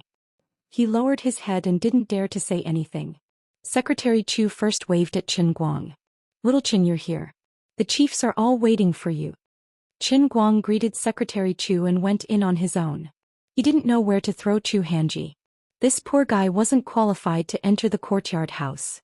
As soon as he entered, Qin Guang saw a few old men sitting under a tree, shouting and playing chess. Old Jiang and Old Jean were sitting opposite each other, and a bunch of old men that he had never seen before were pointing fingers at each other. It was a lively scene, and there wasn't the slightest bit of tension or seriousness in the atmosphere. Recalling how Chu Hanji was so nervous that he started sweating, Qin Guang found it funny. Is there a need for that? Oh, little Qin is here? Great, let's talk about something. On the other side, Old Jiang, who was scratching his ears and cheeks, looked around and saw Qin Guang when he raised his head, and he abruptly stood up. Don't you dare run. Finish this game. Old Jean didn't agree. Old Jiang quietly moved his big butt and touched the chessboard lightly. The chessboard was overturned, and with a clattering sound, black and white chess pieces were scattered all over the ground. Ah, the chessboard is overturned. Forget it, Old Jean, I won't argue with you today. It's a draw, okay? Go to hell. I have at least 5 more eyes than you, and you have the cheek to say it's a draw? You disrespectful old man, I'm going to kill you. Old Jean rolled up his sleeves and was about to charge at him. All right. Be quiet. Don't let the younger generation laugh at you.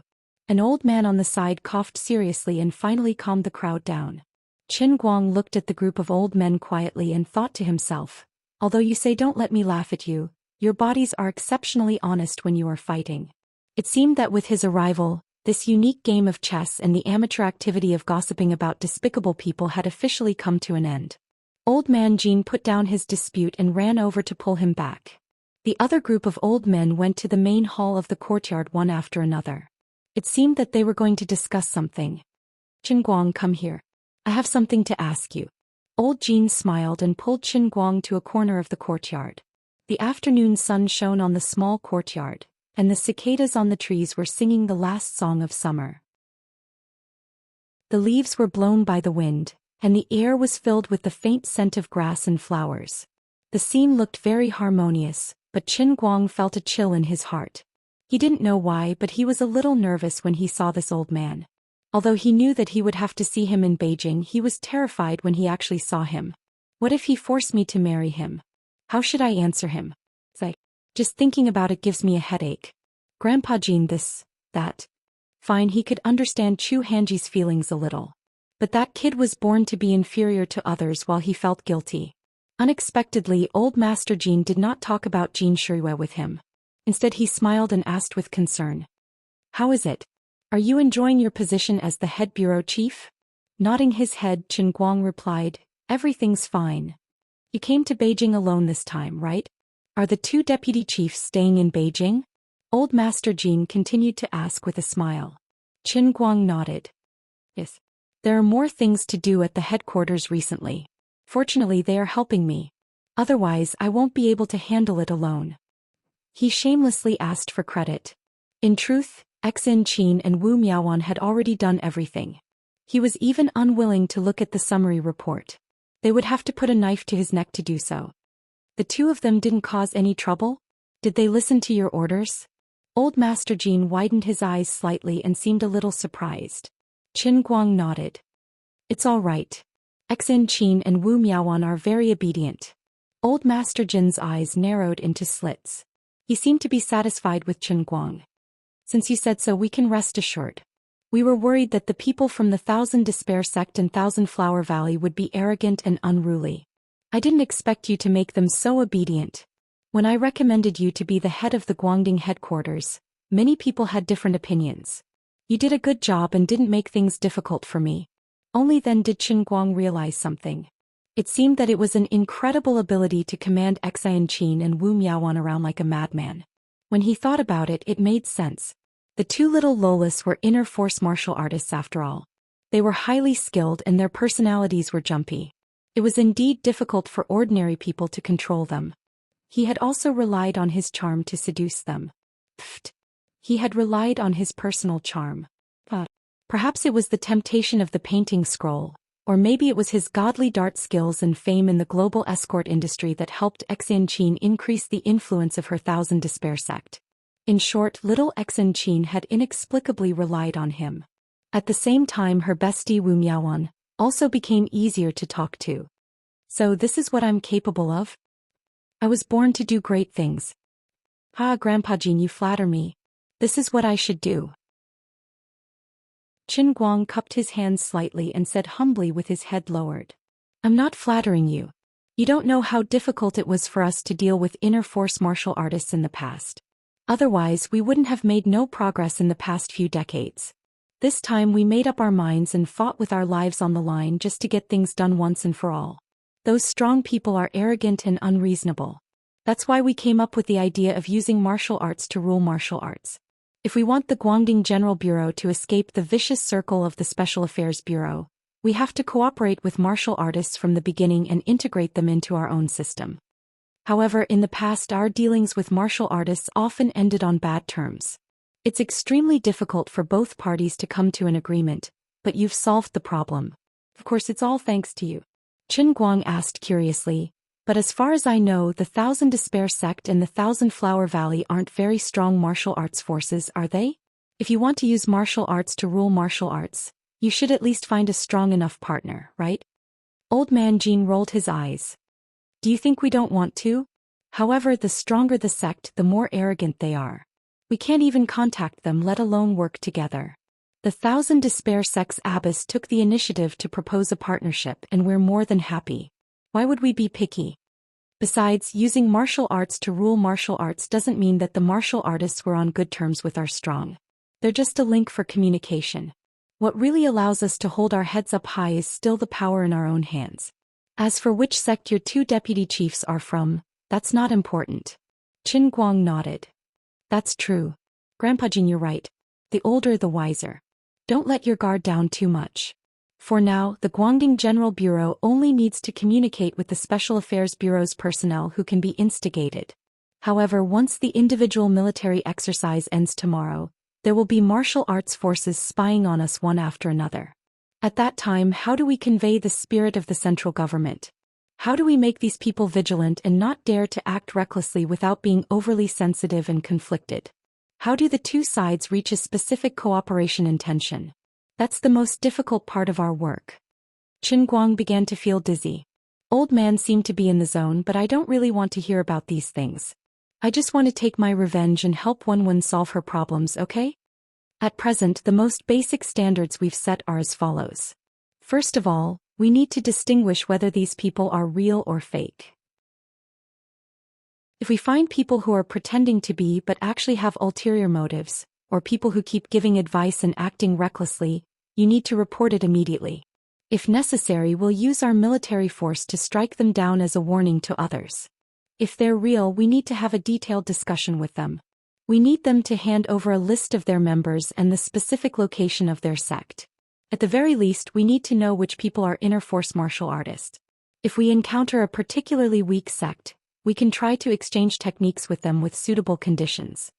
Qin Guang basically wanted to fall asleep. It was a hot summer day and he was sitting under the shade of a tree. It was a good time to take an afternoon nap. In addition, the temporary administrative measures for inner force martial artists that we're drafting will also clarify the scope of their privileges. We won't completely deprive them of their privileges. After all, they're also capable people and deserve to be respected. However, their privileges will no longer be as boundless as before. It's strictly forbidden to treat ordinary people as if they were grass. Qin Guang's eyes narrowed and he seemed to be listening very carefully. Once the cooperation between the two parties is confirmed, the other party will at least have to be registered in the Guangdong General Bureau. Entering and leaving the country will also be regulated. If a large-scale fight inevitably breaks out, it must be reported and registered, and the innocent must not be harmed. Even if it's added later, it's acceptable. The registration of a sect will have a certain degree of economic and political advantage, but our ultimate goal is to form a deeper cooperation. Of course, all of this is just an armchair strategist like us old men. We still have to wait for the matter between the Wen family and the dark sect to come to an end. Right now, these two forces are in a fierce battle, and the outcome will affect the entire pugilistic world of inner force martial artists. We still need you to maintain communication with the Wen family and provide them with the necessary help. Currently, we're more optimistic about the moderate Wen family. Hey, Qin Guang. Qin Guang. Alright, Grandpa Jean. I'll definitely complete the mission. Hee hee, young man, I'm relieved that you're so confident. Old Master Jean patted Qin Guang's shoulder again. He was very satisfied with his high fighting spirit.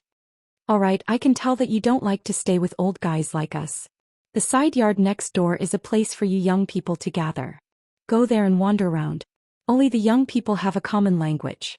I'm going in for the meeting. Finally, they could escape. Qin Guang and Old Master Jean nodded and were about to leave. By the way, don't let Shuiwei down.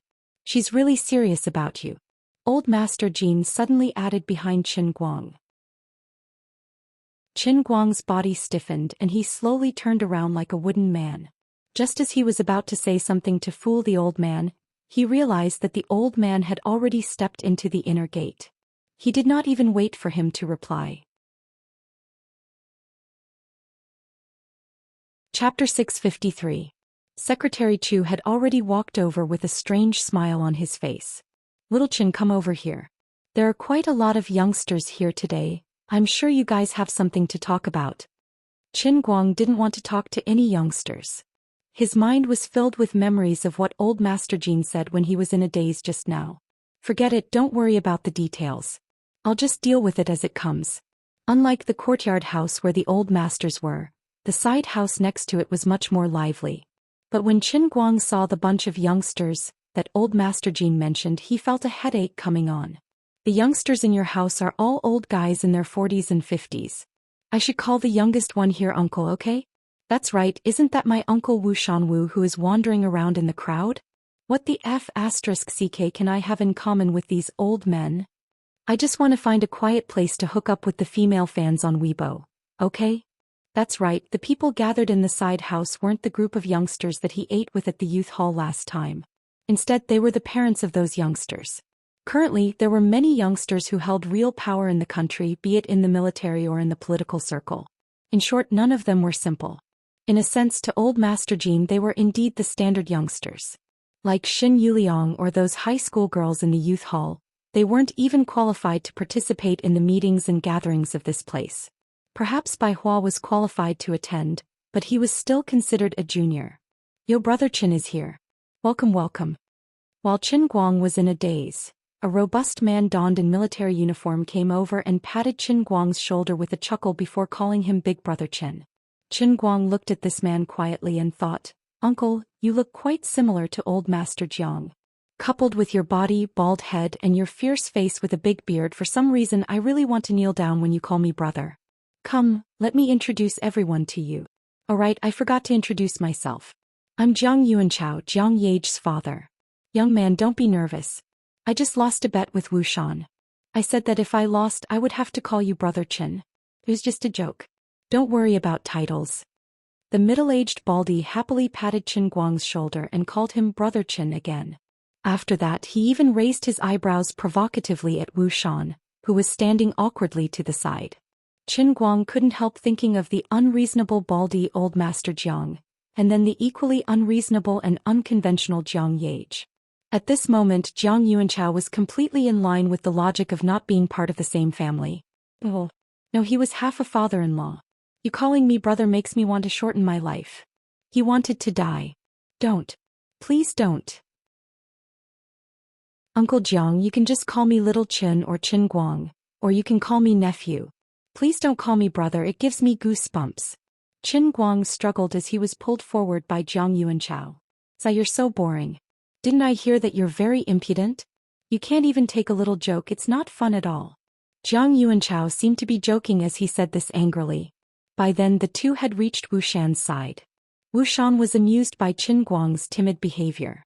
Wu Shan couldn't help recalling Qin Guang, who had tried Su Lijing and Wang Ren in court. At that time Qin Guang was really unexpected. He was also cold and decisive.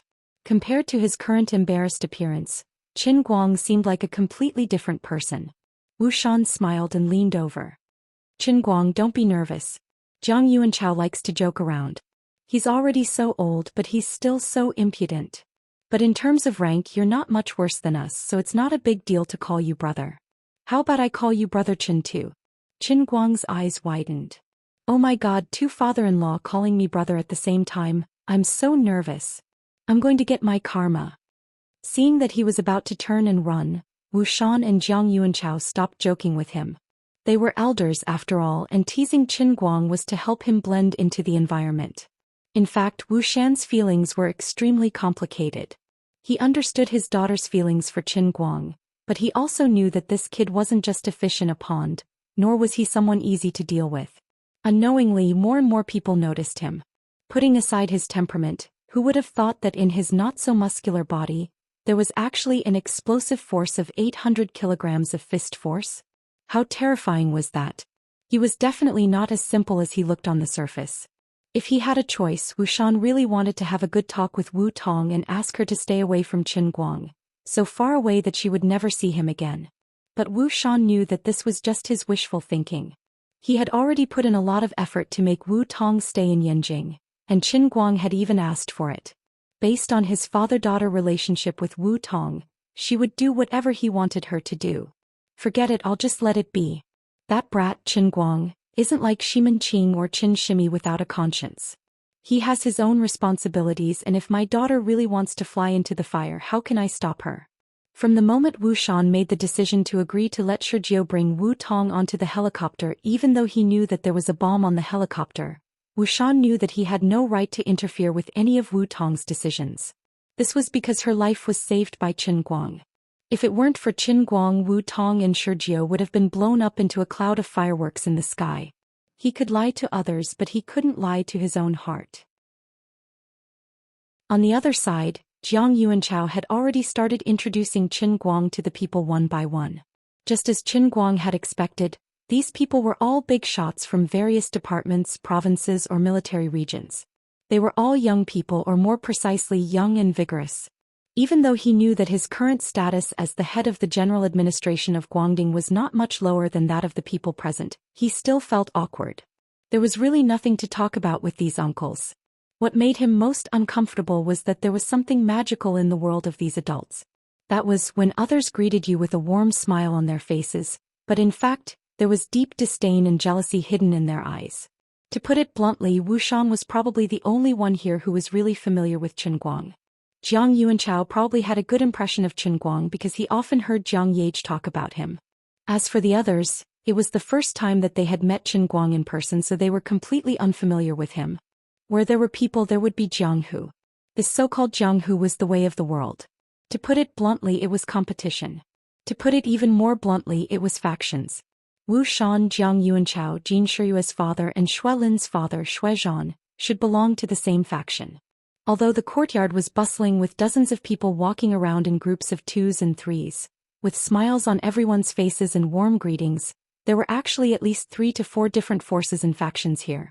In their seemingly meaningless chatter, there were hidden blades and swords. It was hard to understand if one did not personally experience it.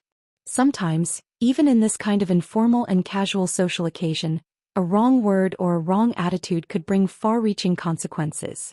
Qin Guang was young and did not come from a prominent family. He was inexplicably pushed to his current position. Although he did not take it seriously, and the people here who really knew his identity as the director of the Guangdong General Bureau were only talking about a few core members, just from the fact that Secretary Chu brought him here, it could be seen that in the hearts of the elders, Qin Guang was on the same level as all the young people here. His appearance made the already turbulent social occasion even more turbulent. There would always be people who were jealous and dissatisfied. Qin Guang was too young and his appearance was too sudden. Compared to these people who had climbed to their positions step by step, it was too unreasonable. In the eyes of some people who knew a little inside information but did not know everything, Qin Guang was able to attend this occasion because of the Jin family's care for him. But this care was too much, and even Lin Jingwei was not qualified to do so. As one of the core members here, Jiang Yuanchao also acted too familiar with Qin Guang, which stung many people's hearts. No matter how easygoing their smiles were, how could the jealousy and hatred in the depths of their eyes escape the eyes of Qin Guang, the world-class acting master? Although they were experienced, skilled in deception, and each of them boasted of their excellent acting skills, Qin Guang was the best acting master in history. Hence he didn't want to stay here, nor did he want to stay here. As an old monster that has lived for 200 years, Qin Guang didn't want to argue with these people. Perhaps the old masters had good intentions, letting him show Jiang Yuanchao and Wu Shan around in this kind of occasion. If he really wanted to enter politics in the future, this was a rare opportunity for him to practice. But he did not like it. You guys treat it like a treasure, but I throw it away like a broken broom, okay? Well, Uncle Jiang, Uncle Wu, I'm a little sleepy. Why don't you guys talk? I'll find a place to rest. After exchanging a few words with the last group of people and being praised for being a talented young man, Qin Guang bade farewell to Jiang Yuanchao and Wu Shan and was ready to leave. Before Jiang Yuanchao and Wu Shan could say anything, a middle-aged man in a suit came over and said with a fake smile, "Little Qin, your body is a little weak. You're so young, but you're already sleepy in the middle of the day. How are you going to take on heavy responsibilities in the future?" Qin Guang turned his head to look at this man. He had just had a brief conversation with this slightly chubby middle-aged man with mixed silver and white hair. Unlike the others who mostly had disdain and jealousy in their eyes, this guy's eyes were clearly filled with hatred. If he remembered correctly, this man was a director of the Ministry of Finance in the same department as Su Lijing, who had already ascended to heaven. He might even be Su Lijing's student. An enemy, no doubt. Many people were also paying attention to this side. It seemed that everyone wanted to see Qin Guang's reaction, to see how shrewd he was. Being famous at a young age was not scary, but being mature at a young age was really scary. In fact, it wasn't that Qin Guang didn't know how to be shrewd, but for this kind of person who stood up for Su Lijing to disgust him, he really didn't need to say a few words. I don't have any heavy responsibilities and I can be sleepy whenever I want. You don't have to worry about me. As soon as he said this, many people in the hall looked at him with playful eyes. Sure enough, young people were hot-tempered. Wasn't the subtext of his words, "None of your business"? Not only was the official from the Ministry of Finance not angry, but his eyes lit up. Why don't I have to worry about you? I'm an elder, so it's natural for me to care about the younger generation. You're the pillar of our country, so you have to take care of yourself. Qin Guang's eyes gradually narrowed. Yes, that's right. According to age, many of the people in this hall are indeed my elders. I admit that I look young, but it doesn't feel right coming from your mouth, does it? Who the hell likes to recognize elders? It's natural for me to call those who are close to me uncle. But who do you think you are? I don't even remember your name and you have the cheek to call yourself an elder? Sorry, I'm not close to you. Qin Guang's face turned cold as he said indifferently, So sir, please don't lecture me. Suddenly slapped in the face in front of everyone, this young man from the Ministry of Finance was caught off guard. He didn't expect this kid to be so irritable in this kind of situation. Do you even understand what kind of place this is? Who are these people you're talking to? Do you still want to walk this path in the future? Young people are still hot-tempered. If you can't keep your cool, how can you take on heavy responsibilities? Little Qin, your current identity is different from the past, and your position is also very sensitive. You have to be steady, otherwise, I'm afraid you're not suitable for such an important position. At this moment, a middle-aged man in military uniform stood up and interrupted. It seemed like he was one of the core members who knew Qin Guang's position, but he didn't seem to be on the same side as Jiang Yuanchao Wuxian. Qin Guang looked at this person and rolled his eyes. Fine, you guys are taking turns to lecture me. Don't put on the airs of an elder in front of me. You just want to provoke me or vent your dissatisfaction with me. Otherwise, you just want me to lose my temper and leave the impression that I'm incompetent. Then you can go back and criticize me to the elders. You can replace me with someone you think you can rely on to be the director of the General Administration of Light. He was well aware of these people and started to get annoyed. It was true that he didn't want to go into politics from the beginning. It had only been a short time and he was already disgusted. Chao Jingming, it's not up to you and me to decide whether Qin Guang is suitable or not. The elders have their own considerations and this is the result of their discussion. It's not up to us to make irresponsible remarks. If you have any opinions, you can bring them up directly. Don't be sarcastic here and let people laugh at you for no reason. Jiang Yuanchao put on a straight face and defended Qin Guang. Chapter 654. Yuanchao, you seem to be in a bad temper recently. Why are your words so harsh? You're already angry? Did I say anything wrong? The military figure named Chao Jingming immediately turned his attention to Jiang Yuanchao, who spoke up for Qin Guang with a smile still on his face. Don't play games with me. I don't like it. Qin Guang, let's go. Jiang Yuanchao tried to pull Qin Guang but found that he couldn't move him. He seemed to be nailed to the ground, not moving an inch. Wu Shan covered his forehead. Damn, this kid's temper is coming back. Chao Jingming, on the other hand, felt that he had achieved his objective, so he continued with a smile. I'm just saying a few words. Those people are harder to deal with than us, and Qin Guang's temper is going to cause trouble. The country's affairs can't be taken lightly, so isn't it only right for the old man to reconsider? Yuanchao, you're right. I'll talk to the elders later. Right, let's stop here. Don't throw a tantrum. We still have business to talk about later. There are still many details that we haven't settled on for the red-blue military drill in a few days. Qin Guang was really disgusted by this person. After saying all the ugly words, he turned around and talked about business with you. He didn't know what others thought of him, but he really couldn't stand it. Mr. Chao, great minds think alike. No bears think alike. I also feel that I'm not suitable. Otherwise, who do you think is more suitable to be the bureau chief? I'm really not interested in accompanying you. It's boring, disgusting, ugly and dirty. He finally broke free from Jiang Yuanchao's arm and said, Uncle Jiang, don't worry about me. You guys talk. I'm leaving. Seeing that Qin Guang still wanted to leave after cursing, Chao Jingming felt a little unhappy. The reason why the old patriarchs got Secretary Chu to bring Qin Guang over was to integrate him into their circle. If this matter were to spread out, others might even think that he was the one who forced Qin Guang to leave. Little Qin, what did I say to you just now? Where did your temper come from? Don't you have any respect for your teacher? I'm trying to reason things out with you for your own good. Yet you're throwing a tantrum and walking away at the slightest provocation. What is this? I'll pretend that I didn't hear you calling me a coward, and I'll tolerate you calling me disgusting, ugly and dirty. It's all because you're young, but don't go too far, right? Chao Jingming still had a very calm expression on his face, as if he was really letting Qin Guang have his way. In this way, if Qin Guang really left, no one would say anything wrong with him. Exactly. You have no respect for your elders. That person from the Ministry of Finance started to show off again. Qin Guang almost laughed out loud.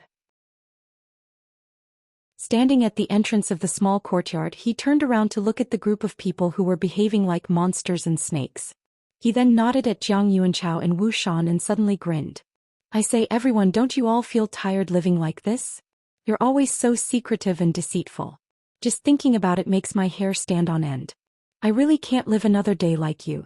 You think you're surrounded by a treasure trove of feng shui and think that I have to stick to you wholeheartedly. But in my opinion, the two of you stink to the heavens. The two of you have turned the entire courtyard into a cesspool. He pointed at Chao Jingming and that person from the Ministry of Finance and said straightforwardly. After that, he turned around and left without a moment's hesitation. Did he really not understand what his words and actions meant? No, of course he understood.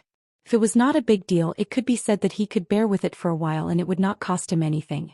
To him, this was not difficult at all because of his superb acting skills. But ever since he realized what the elders were thinking, he really did not want to stay here anymore. He never thought that he could be a politician. Today's experience in less than an hour made him even more certain of his thoughts. Yes, I can do my best to cooperate with you all and act better than all of you, but I don't want to. I'd rather die than live like this. His act of throwing a tantrum in front of everyone seemed childish and impulsive, but in fact he was deliberately throwing the difficult problem back to the elders. He was deliberately telling them, you guys better save it, I'm really not cut out for this. Alright, he was preparing to quit. This is just a small matter and you guys are already making me so disgusted that I can't even eat. If I have to deal with you all every day, won't I go crazy? A good sentence, but he could change it up in a variety of ways. If it was a simple matter, he would not talk to you properly, but he would sneakily pull out a small knife from his back and stab you in the ass while talking. Also, the same words that could be found in the Xinhua dictionary were combined to form a phrase in their mouths. When used by them, they all had different meanings and purposes. Qin Guang understood every word that Chao Jingming and the person from the finance department said. But it was precisely because he understood everything that he felt especially disgusted. So he really flipped the table and left. The old man was not going to play with you all anymore. It would be best if the elders really think that I'm not reliable. When Wenwen's matter is over, I can really quit. Otherwise, I won't even be able to resign and I won't even be able to cry. I can also scold people at the same time. The person I scolded just now should not be an ordinary person. For some reason, I feel a little smug and a little ripple in my heart. Later on, I can boast to Brother Bai Hua for 10 years. Even if I gave them 10,000 guts, they would not dare to do it. That's right. Chatting with them is called chatting. Chatting with these people is like fighting with bayonets. Every stab will see blood. It is boring and tiring. This guy. Chao Jingming's face was swept clean. Finally, he could not laugh anymore. His face was livid for a few seconds before he suddenly flung his sleeves and turned to leave. This was the first time he had been scolded so badly by a junior. But now he really could not do anything to Qin Guang, the director of the Guangdong General Administration. No matter how angry he was, it was useless. When he angrily returned to his own people, he finally could not control his temper and said angrily, "This little bastard really doesn't know any etiquette. I really don't know what the elders are thinking. How can they let this kind of person sit in that position?" The person next to him came up and asked, "Brother Chao, what position is it?" Chao Jingming looked at him angrily. "Don't ask what you're not supposed to ask." Fine. But no matter what, he is too favored. If the elders spoil him like this, there will be problems. Isn't that right? How old is he? He is always doing things on the internet and his personal life is not clean either. He doesn't even know that the Jin family's elder. Sure. You can't talk about this. You can't mention it. It will cause a commotion. Fine, let's not talk about it. Anyway, I don't think he is qualified to come to our meeting today. Even young Master Bai is not here, is he? Chao Jingming looked at the group of people talking and gradually felt comfortable.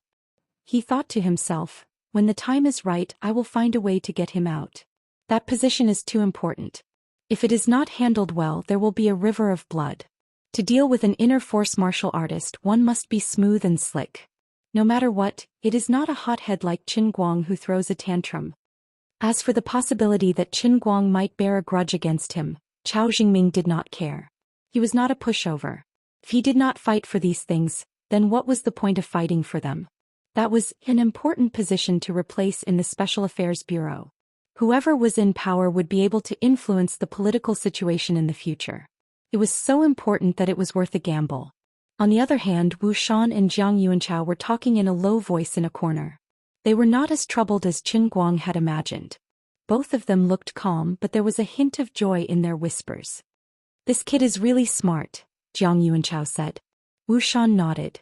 Indeed. In an instant he made a prompt decision and saw through the core of the problem. His brain works really fast. If my youngest son had 1/10 of his ability, I wouldn't have such a headache. That daughter of mine, Sai, let's not talk about her. What's wrong? Jiang Yuanchao asked curiously. Wu Xian shook his head. Let's not talk about my daughter. Qin Guang might seem to be behaving arrogantly today, leaving the impression that he's a hothead. If it wasn't for me personally witnessing how he flipped Su Lijing upside down and how he forced Su Lijing into a dead end with just a few words, I would have nearly been fooled by him as well. With just a few words he drew a clear line between Chao Jingming and those people in the finance department the first time we met. He also left us behind on the surface, but in fact he was secretly on our side. What an amazing kid. The younger generation will surpass us in time. He will definitely become a great person. Jiang Yuanchao concluded. Wu Xian shook his head slightly. No, he is already a great person. In fact, if Wu Tong was here, she might have blushed at Wu Xian's words because she knew that Qin Guang was a great person. She did not know if he was a great person, but she was sure that he was a great person. When Qin Guang went out, he bumped into Secretary Chu, who seemed to be taking a stroll outside and waiting for instructions. Hey Xiaocheng, why are you out so soon? Qin Guang waved his hand in distress. I can't stay here anymore. This is such a lousy place. I can't even talk to people in circles. So annoying. Why? You don't like it? Secretary Chu smiled as he sized him up. Qin Guang nodded. Not only do I not like it, I hate it. Oh right, Uncle Chu, tomorrow is the military drill, right? Can you arrange a place for me to rest? I need to find a place to hide myself. These things in the industry are really not my forte. Secretary Chu nodded. Sure. Oh right, Bai Hua and Lin Jingwei are having dinner together tonight. Do you want to go? Qin Guang was amused. It's good. I should chat with them. It's disgusting. After he agreed, he felt a little regretful. Bai Hua wouldn't be so bored as to mention Qin Yu every time they met, right? It shouldn't be that boring, right? Qin Guang, when are you going to fulfill the promise you made last time? F***ck, this guy is really that bored. Sitting at the dining table, Qin Guang looked at Bai Hua bitterly. That's right. He didn't know when it started, but he was sitting in the middle with Lin Jingwei and Bai Hua on his left and right. Xiao Linzi also poked her head over. Brother Guang, you are now CEO Qin, the CEO of such a big company. You have to keep your word. Qin Guang silently turned his head. He felt that his grandson's smile was really cheap and meaningful. But in the end he wasn't good enough to completely read a person's mind. Although there were thousands of doubts in his heart, he still didn't know what Lin Jingwei was showing off about. Qin Guang put down his chopsticks and sighed. Brother Bai Hua, it's not that I want to scold you. Oh yeah, I know. Don't worry, I was just joking with you. I know you are a man of your word. Don't worry, I'm not worried at all. If this has caused you trouble, I apologize. Bai Hua interrupted Qin Guang. Qin Guang's mouth was wide open. He wanted to strangle this guy to death. After 3 rounds of drinking, Shen Yuliang, who hadn't dared to come up to the dining table to talk, finally mustered the courage to come up to him. Holding a glass, he cautiously said, Brother Qin Guang, do you want a drink? Qin Guang looked up at this guy. Although last time wasn't very pleasant, it wasn't a big deal. Someone had taken the initiative to express goodwill, and if he didn't accept it, he would seem too narrow-minded. Fine, I'm narrow-minded. But today I'll be generous and give Shen Yuliang a chance. He picked up his glass, stood up and clinked it with Shen Yuliang. Then he quickly tilted his head back and downed it. You're too polite. I'll drink first as a sign of respect. Shen Yuliang was overjoyed and followed suit. The other people at the table who had been secretly paying attention to the two of them secretly heaved a sigh of relief. In fact, as long as they talked to him nicely, he was really easier to deal with than they had imagined. Shen Yuliang silently turned his face away and wiped the tears from the corner of his eyes. In fact, he had almost been ostracized these days. It had been really hard for him. Originally, he didn't have a place at the table, but Lin Jingwei had called him, so he dared to come. Now that they had finally buried the hatchet, he could be considered to have crossed this hurdle. Brother Qin Guang, I'm actually also a fan of the almighty Superman, and I also play Dota Tower. You have more than 4,000 points in the stairway competition. I watched the whole process of your previous competition and it really made my eyes brim with tears. Another glass? No problem. Let's queue together when we're free. I'll bring you along to show off and fly. Qin Guang found Xin Yuliang much more pleasing to the eye. People who could like Dota Tower couldn't be that bad. Alright, those who liked to play Dota Tower were also good people. The two of them drank another glass. I won't find excuses for this last glass. This is my self-punishment. Brother Qin Guang, I'm sorry. What happened before was my fault. Just as Qin Guang finished drinking, Xin Yuliang on the other side quickly poured himself a third glass. This time it was in place, really in place.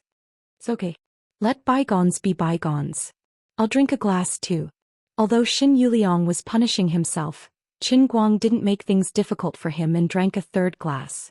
Actually, as long as others gave him face, he didn't even need to lower his voice. Everyone could be like that and talk nicely. Qin Guang wasn't a hedgehog with all its hair standing on end. He also didn't like to cause trouble or make enemies. Now that they had met and smiled and 3 glasses of wine to resolve their grudges, it could also be considered as putting an end to the previous mess. Xin Yuliang was able to appear at this table because he had grown up with Lin Jingwei and Bai Hua. It was just that he thought too highly of himself previously, and the jealousy in his brain couldn't be turned around, so he caused some trouble. The atmosphere at the table eased up and instantly became lively. Everyone drank with each other and there was no longer any ill feelings or tension. As the wine immortal of the Sea of Moments, Qin Guang naturally didn't reject anyone. With just you bunch of small fries you want to defeat me? You think I can't drink you to death? In the end, this table of wine really helped him negotiate a lot of big things. Chapter 655. Xin Yuliang was one of the major shareholders behind the scenes, and he was trying to mend their relationship. Qin Guang was China's #1 internet celebrity, and he used to be a chauffeur for the popular internet company. He had thousands of orders and he wasn't just putting on an act. He was actually driving a sports car himself. If the internet company needed to find a spokesperson, there was no better candidate than Qin Guang. Now that the internet company had just acquired a competitor, it was in the limelight. Xin Yuliang wanted to take advantage of the situation, and it was just right to invite a heavyweight spokesperson. When it was about time, Xin Yuliang used the alcohol to boost his courage and suggested to invite Qin Guang to be the spokesperson for the leading internet company in the country. Qin Guang didn't even hear the endorsement fee that Xin Yuliang threw at him, and he immediately agreed. It wasn't a big deal anyway. Now that the two of them had taken the lead, the rest followed suit. Qin Guang couldn't remember how many endorsement contracts he had agreed to today. Anyway, he only had one request, and that was not to do too many things. He could use the rights to his portrait, but he had to make sure he looked handsome. That's it. It wasn't that he couldn't shoot a commercial, but it couldn't be too troublesome. The female lead also had to be. Considering that Jin Shuiwei was also in the industry, he stopped himself. Anyway, don't make me run all over the place. Do whatever you can to save me trouble. Everything else is negotiable. He wasn't worried that these people would cheat him on the endorsement fee. They wouldn't dare to. They were all in the same industry now and they would see each other all the time. There was no need for them to fight over money. Today they had taken the initiative to bring it up a step further. There was no need to be so hesitant when it came to matters of mutual consent. Although everyone was a little tipsy, everyone's mind was as clear as snow.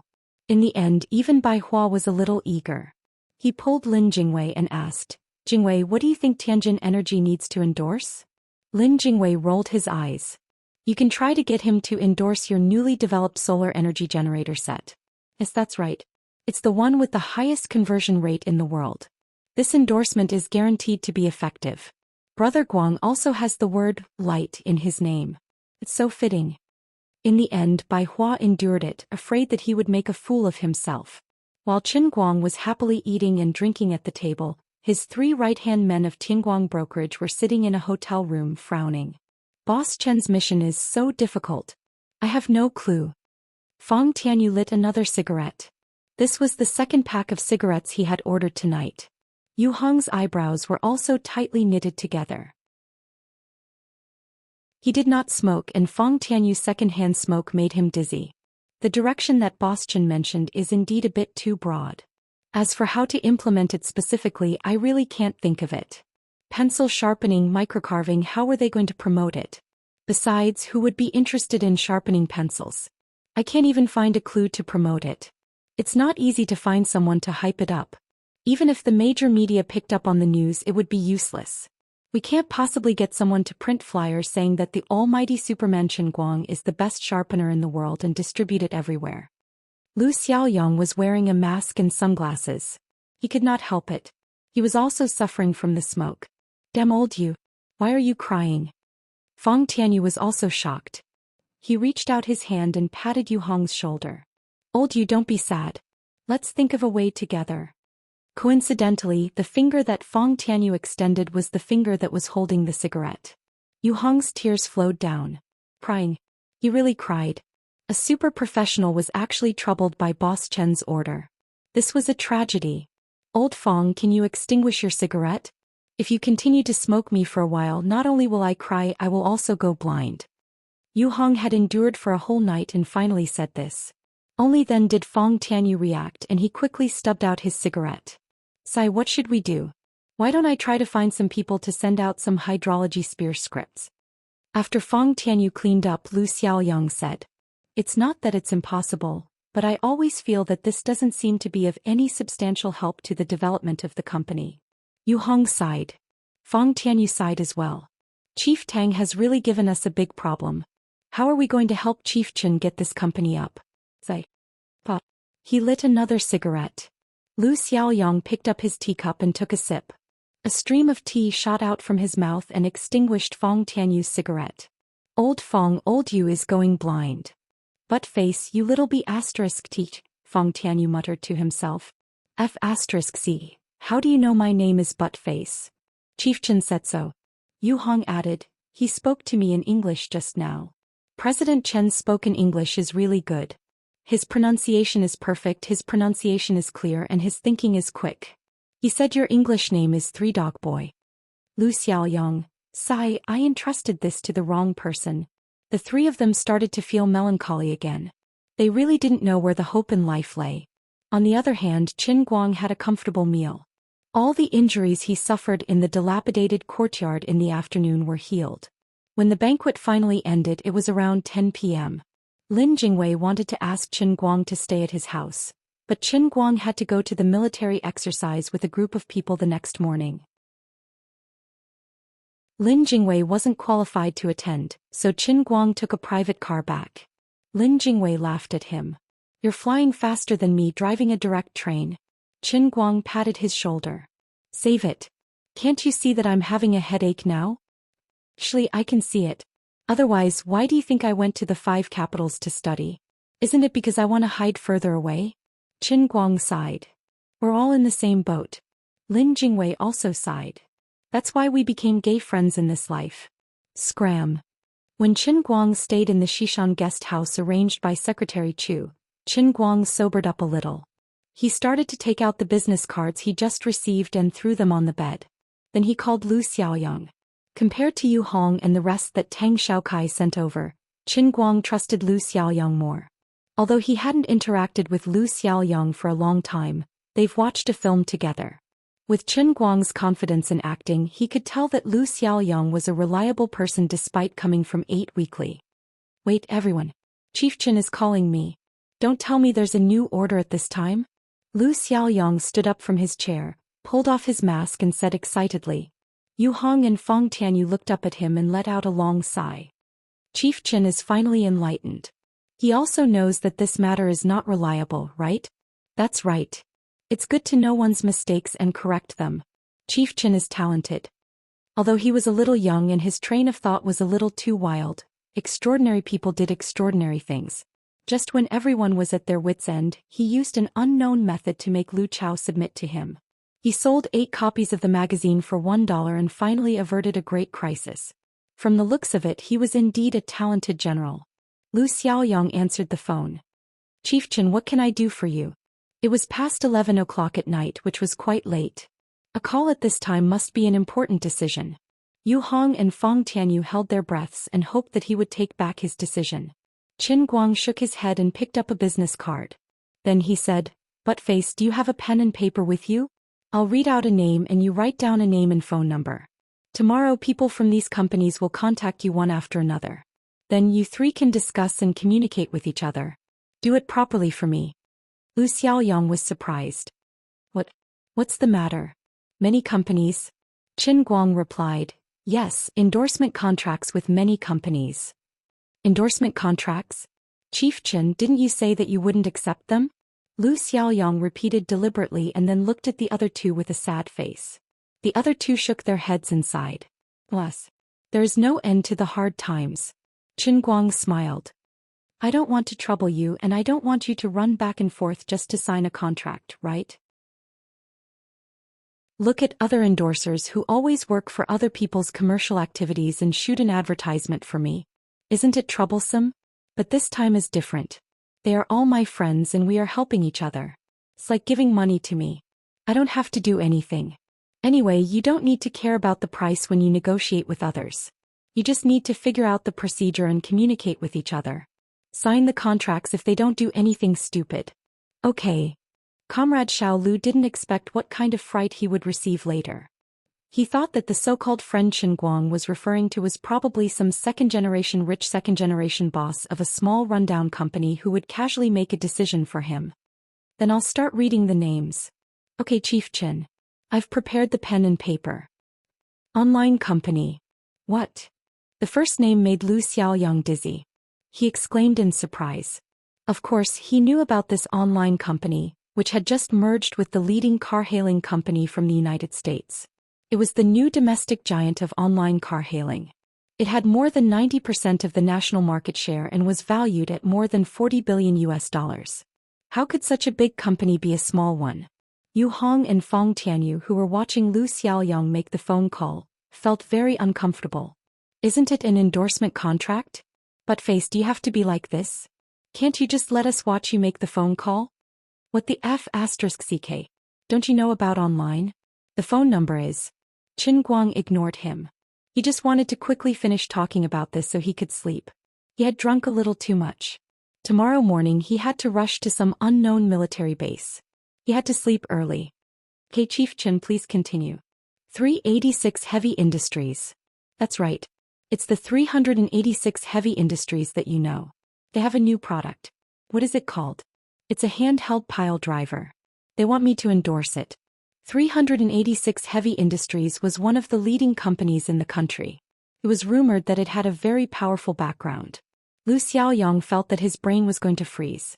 Chief Qin, did you eat chicken blood today? Where the hell did you get these contracts from? What did you tell them? How much blood and tears did you have to pay to get in touch with the people in charge of these companies? By the way, why did you, an internet celebrity, endorse a pile driver? Forget it. Don't worry about the details. Old you and old Fong, don't ask me why I am kneeling on the floor to answer the phone. Finally, after a few minutes, Qin Guang finished reading all the business cards. As for the endorsement amount, he really didn't remember it. There were more than 20 people at the table, and more than 10 of them had come together to talk about this and that. There were too many numbers. Besides, he had drunk a lot, so it would be strange for him to remember. On the other side, Yu Hong and Fong Tianyu couldn't sit still anymore. Lu Xiaoyang was kneeling by the tea table, writing the company name and the contact number of the person in charge. Does this mean that Chief Qin has signed more than 10 endorsement contracts from this morning to this afternoon? And all of them are these companies? Fong Tianyu couldn't believe it. Yu Hong wasn't much better. It wasn't that he hadn't seen geniuses doing business before. After all, he had been with Tang Xiaokai for many years. Tang Xiaokai could also be regarded as a representative of the young talents who had risen at the speed of light in recent years. He was also quite famous in the world. But Yu Hong really hadn't seen anyone who could run a company like Qin Guang. He was completely unreasonable and had no tricks at all. Obviously, everyone was disheartened at the beginning and didn't know if they could survive tomorrow. In the end, he turned around and slapped himself in the face. He had done such a mass endorsement thing. What kind of companies were these? What kind of endorsements? Thinking about the second-tier shampoo, third-tier keyboard and mouse, third-tier laptop. Oh yes, and the red cucumber mobile phone, which was the kind of popular endorsement model of the 1,000 yuan mobile phone. It was on a completely different level from Chief Chen's, okay? All of them were the giants of the industry. Online taxi booking, alright, let's not talk about this. I heard that Chief Chen used to run an online taxi. It was very suitable and tailor-made. The pile driver of the 386 heavy industry started to make trouble. The facial mask of the luxury skin care brand of Tiange Dream Group. What? The electronically synthesized voice of AED? He remembered that when he was driving in the future, Qin Guang's voice would be heard from the GPS. Turn left at the intersection ahead. Turn left, turn left, turn left again. Hello dear driver, I was just talking nonsense. Come and hit me. Yu Hong threw this scary thought out. What drove him crazy was that there was a fashion brand that even had Qin Guang as their spokesperson. If he didn't remember incorrectly, that brand specialized in the market of young girls, and most of their clothing was for young girls. So they're getting their Mr. Qin to be their spokesperson. Although you are also the industry leader, isn't your taste a little too heavy? With the above comparison, this investment company that mainly focused on the hotel business was too harmonious. Everyone, what should we do about this? Should we accept all the contracts that Chief Chen asked us to accept? Lu Xiaoyang asked anxiously. Yu Hong and Fong Tianyu looked at each other. Since these were all endorsement contracts arranged by Chief Chen, how could they not accept them? Accept all of them. Of course, the three of them quickly understood on the second day that they had no reason to reject these contracts. Qin Guang had asked them to squander money. But only one day had passed and they had not spent a single cent, but they had earned a whole basket of endorsement contracts. Yet these people's asking prices were so high that it was impossible to reject them. Yu Hong felt that Qin Guang could even accept the 20 million a year contract, let alone the clothes for young girls. Even if it was baby diapers, he would accept it. Also, the other party was really enthusiastic, okay? He was still in the middle of negotiating the contracts, and the other companies actually came to him on their own. The ones who came were all the CEOs, and not just in name only. Although these CEOs were very young, they seemed to have a lot of say in their respective companies. If they said they wanted to, they would do it without any hesitation. In one morning, a total of 12 contracts were negotiated. All the endorsement fees added up to 150 million a year. On average, each of them earned more than 10 million a year. Looking at the conditions of these people, how was this King endorsement? This was obviously giving away money, okay? Our Chief Chen was just an internet celebrity, not a world-renowned Oscar winner. At noon, the three of them walked out of the company's headquarters and looked at each other. Their worldview was still collapsing. I'm starting to doubt my life, Lu Xiaoyang said. Yu Hong nodded. Maybe we can't keep up with Chief Chen's pace and thinking. Fong Tianyu felt very sad. He had not even warmed his position as the marketing manager, and he had not even understood the situation, but Chief Chen had already done all his work. Even Tang Xiaokai, who was far away overseas, could not sit still, let alone the three of them.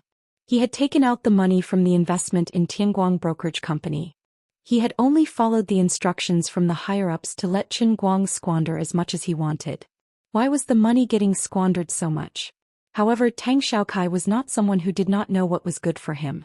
It belonged to whoever it belonged to. Although Tianguang Brokerage Company had 50% of his shares, the endorsement fees were all negotiated by Qin Guang himself. To put it bluntly, even without Tianguang Brokerage, the money would still be in Qin Guang's pocket. Although Tang Xiaokai did things in a Westerner's way overseas, he was also proficient in the ways of the world in China. This money could not be transferred into the company's account with a clear conscience, and half of it was out of thin air. Tang Xiaokai did not lack this bit of money. More importantly, even if Qin Guang did not say that he did not care, he would not take advantage of this. Tianguang Brokerage Company was a task assigned by the higher-ups. If he really relied on this to earn money, it would be too troublesome. Yu Hong, you have to remember that you are now under Tianguang Brokerage Company. You have to be responsible for all the shareholders of Tianguang Brokerage Company, and you are no longer a subordinate of my Tangjie Foundation. You know how to handle this matter, right? I will send someone from the Tangjie Foundation over. If Qin Guang has no other arrangements for this endorsement fee, treat it as financing into the company. The shares will fluctuate according to the changes in the funds. In short, you must make Qin Guang satisfied and approve of it. Tang Xiaokai instructed. Yu Hong was clear. Actually, when Qin Guang chose to call Lu Xiaoyang first to tell him about this matter, he understood everything. Even until now, he had not understood Qin Guang's style of doing things, nor did he know what Tianguang Brokerage Company would be like in the future. However, Yu Hong felt that it was time for him to have a clear position in his heart. Alright, not to mention anything else, just based on his terrifying ability to earn money. This company still had to be run. Qin Guang did not have the time to care about the matters outside. After hiding for many days, the individual military exercise that the old men had been secretly preparing for finally began on this day. It was very abrupt and many people did not even have the time to react. They might have been summoned to Beijing for various reasons and were supposed to attend this or that important meeting today. However, when they opened their eyes, they received this sudden news. They were startled and sleepy. After a simple tidying up, they sat in the special car that came to pick them up. The location of the individual military exercise this time was not Shun's special training camp, but a top-secret base that was about 100 kilometers north of Beijing.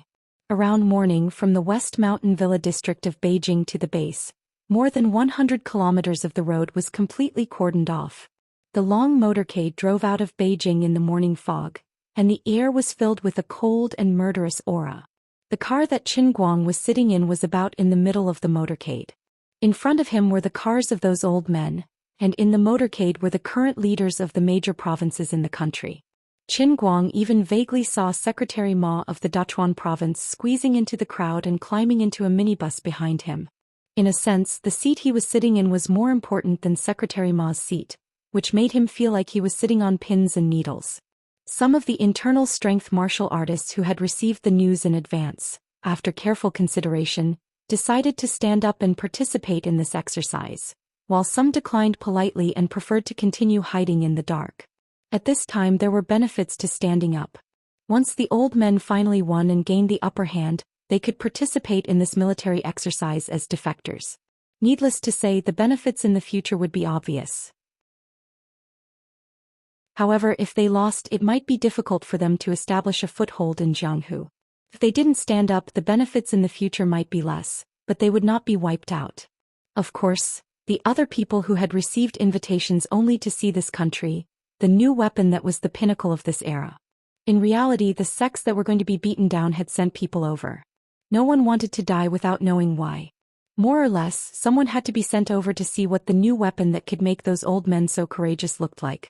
Next, whether they should repeat what they had done before and use the high and mighty methods that they were so proud of to beat the tiger in the mountain, or put away their former arrogance and lower their noble heads, they had to think carefully. The inheritance of the sects was very important. Unless it was absolutely necessary, no one was willing to fight to the death. Of course, there would definitely be people who had secretly defected and reached an agreement, but on the surface, they were still mixed in with the other forces that had been invited to watch the ceremony, witnessing the current leaders flaunting their power and being beaten down together with the others. Between you and me, who was a friend and who was a foe, it all depended on a single thought. Now, everyone was most curious and concerned about who the representatives of the 3 aristocratic families, 8 sects and 27 sects in the Jianghu would send, and how these people would express their stance. Now the conflict between the Wen family, Poison sect and Dark sect had completely erupted. It was said that the Wen family's sect leader would be there personally. If Poison sect and Dark sect came as well, who knew what would happen when the two forces met? Why? Did Ouyang Tianxing say that he's not coming? In the car in the middle, an old man mumbled softly. This guy is too powerful. Does he think that we can't do anything to him if he doesn't come? Jiang Yage's grandfather said angrily. However, old Master Jin shook his head slightly. If it were me, I wouldn't come either. Indeed, Ouyang Tianxing has been the director of the Special Affairs Bureau for many years. He knows how we do things. He knows that since we're going to expose this matter, we must have a plan. At the very least, we have the determination and ability to perish together. He definitely won't dare to come. The old man in the middle had a penetrating gleam in his eyes. What about now? Another old man asked. It doesn't matter if he comes or not. As long as everything goes according to plan for today's military exercise, we'll immediately start cutting the Special Affairs Bureau and make Ouyang Tianxing report to the capital. We have to spread the word that it's up to him whether he comes or not, and which side he'll lean towards. He's getting cocky at the wrong time and he wants to be promoted. What a fool's dream. No, he's not being cocky.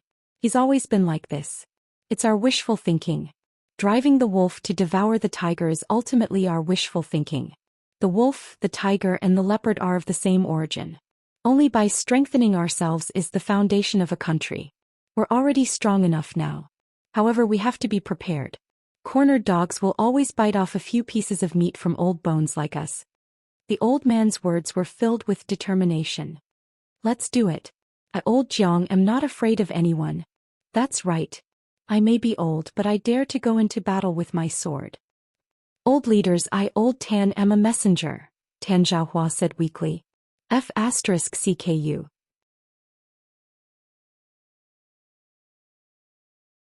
Chapter 656.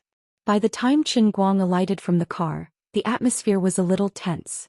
Jiang Yuanchao, whom he had met the day before, had been holding Qin Guang's arm the whole time. Amongst the crowd, Qin Guang saw a few people that he met yesterday, such as Zhou Xian and a few others. However, it was a pity that he didn't see Wu Shan. It seemed that Wu Shan's rank wasn't high enough to participate in today's drill. That Uncle Jiang Jin Shiyue's father? Qin Guang asked in a small voice. Jiang Yuanchao chuckled. You are afraid of meeting your father-in-law? Do you even have times when you are afraid? Aren't you always fearless? Qin Guang quickly shook his head. Oh no, I am very timid. Alright, don't worry. Old Jin is overseas on a state visit and won't be back for a while. You won't be able to see him today. Qin Guang heaved a sigh of relief. Thank goodness, thank goodness. Seeing him like this, Jiang Yuanchao was excited again. Wilchen. Uncle Jiang. What do you think of Uncle Jiang? Do you feel like old friends at first sight? Jiang Yuanchao chuckled, rubbing his big bald head as he spoke. Qin Guang also rubbed his head. I do feel like old friends at first sight. Both of us are very bright. You must have interacted with the Jin family many times. Do you think they are all boring? They are very rigid. Although they are very friendly with you, they have to be polite to you on the surface. That's not fun at all. Look at my Jiang family, they are not like that. My daughter has also learned to be like us. How about it? Reconsider? Solomon is more suitable for you than Shiyue.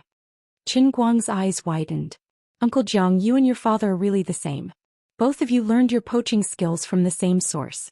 Also, I really can't tell you that Jiang Yage and I are much more advanced than Jin Shiyue. You really don't need to poach me. I'm with Jiang Yage right now. However, the conversation between the two did not last long. The group entered the base and headed straight for the building. Before the military exercise officially began, there would be a mobilization meeting. The elders would probably reveal their trump cards at the mobilization meeting. Sitting in the massive conference room, Qin Guang sighed in his heart as he watched people of all shapes and sizes coming in one after another. They were all led by the staff to their seats. Qin Guang couldn't help but sigh in his heart that all sorts of people were here. Compared to most of the people present, Qin Guang was already one of the people who had a good understanding of inner strength martial artists. But today he still learned a lot. Among the people who walked in, there was an old man dressed like a Taoist priest, a gloomy man who was missing an arm or a leg, and a beautiful woman wearing a floral dress who looked young but was addressed as Granny. In the crowd, a nun holding a sword and a beautiful middle-aged woman in a flowery dress secretly glanced at Qin Guang from time to time. Qin Guang did not pay much attention to them. Instead, he tried to raise his head and remember every strange person he saw today. Is that Qin Guang? The beautiful middle-aged woman sat in the crowd and asked the nun beside her. Yes, it's him. The nun sneered. He looks like a young talent, but it's a little strange. His root bone is very strange. I don't know if it's because I'm too far away or if I'm wrong. The beautiful middle-aged woman squinted her eyes, trying to see through Qin Guang in the distance, but she felt that he was unfathomable and unpredictable. You don't have to look. His root bone is very strange. My disciple once told me that the strange appearance of his body is rare in 100 years, no, maybe 1,000 years. It's not something that you and I can figure out. The voice of the nun holding the sword revealed a trace of helplessness and unwillingness, but perhaps a little complacent. So powerful, even more powerful than the girl from the Wen family? The beautiful middle-aged woman exclaimed. That's not necessarily true. Who would have thought that the girl from the Wen family could reach the level of Wenzong so quickly? Root bone is only one of the talents, but the power of understanding is also indispensable. The nun holding the sword had thought it through. Just like our disciples, their root bone and power of understanding are the best. Otherwise, how could they reach the peak of bone force at such a young age? That's right. It's the fortune of the Thousand Flowers Valley and the Thousand Despair sect to have Xiao Miao and Xiao Qin. But I hope we don't make a wrong decision this time. If we don't give it our all, that Mr. Ing will come to us sooner or later. By then we won't have any other choice. Qin Guang could not see through these people's internal force cultivation. He could only judge their strength from the aura they exuded when they walked. Well, he was just guessing. Most of them were not as powerful as Xianxia and Wu Miaoan, but there were some who were more powerful than the two Lolas. These are all powerful people. Jiang Yuanchao said with a sigh, gritting his teeth. Qin Guang was puzzled. Uncle Jiang, you seem to hate them a lot? Jiang Yuanchao shook his head, then nodded. I don't like them very much. You know about the incident back then, right? Many people saw the marks left behind by these powerful people in their dreams. They were so shocked that they broke out in cold sweat. Qin Guang nodded. I know. My father and I became bald because of them. At that time I was still young, and when I woke up my hair was gone. I don't know what kind of potion I gave someone, but in short my hair never grew back. So that's the reason? But I think it's pretty good now. Aren't you bald too?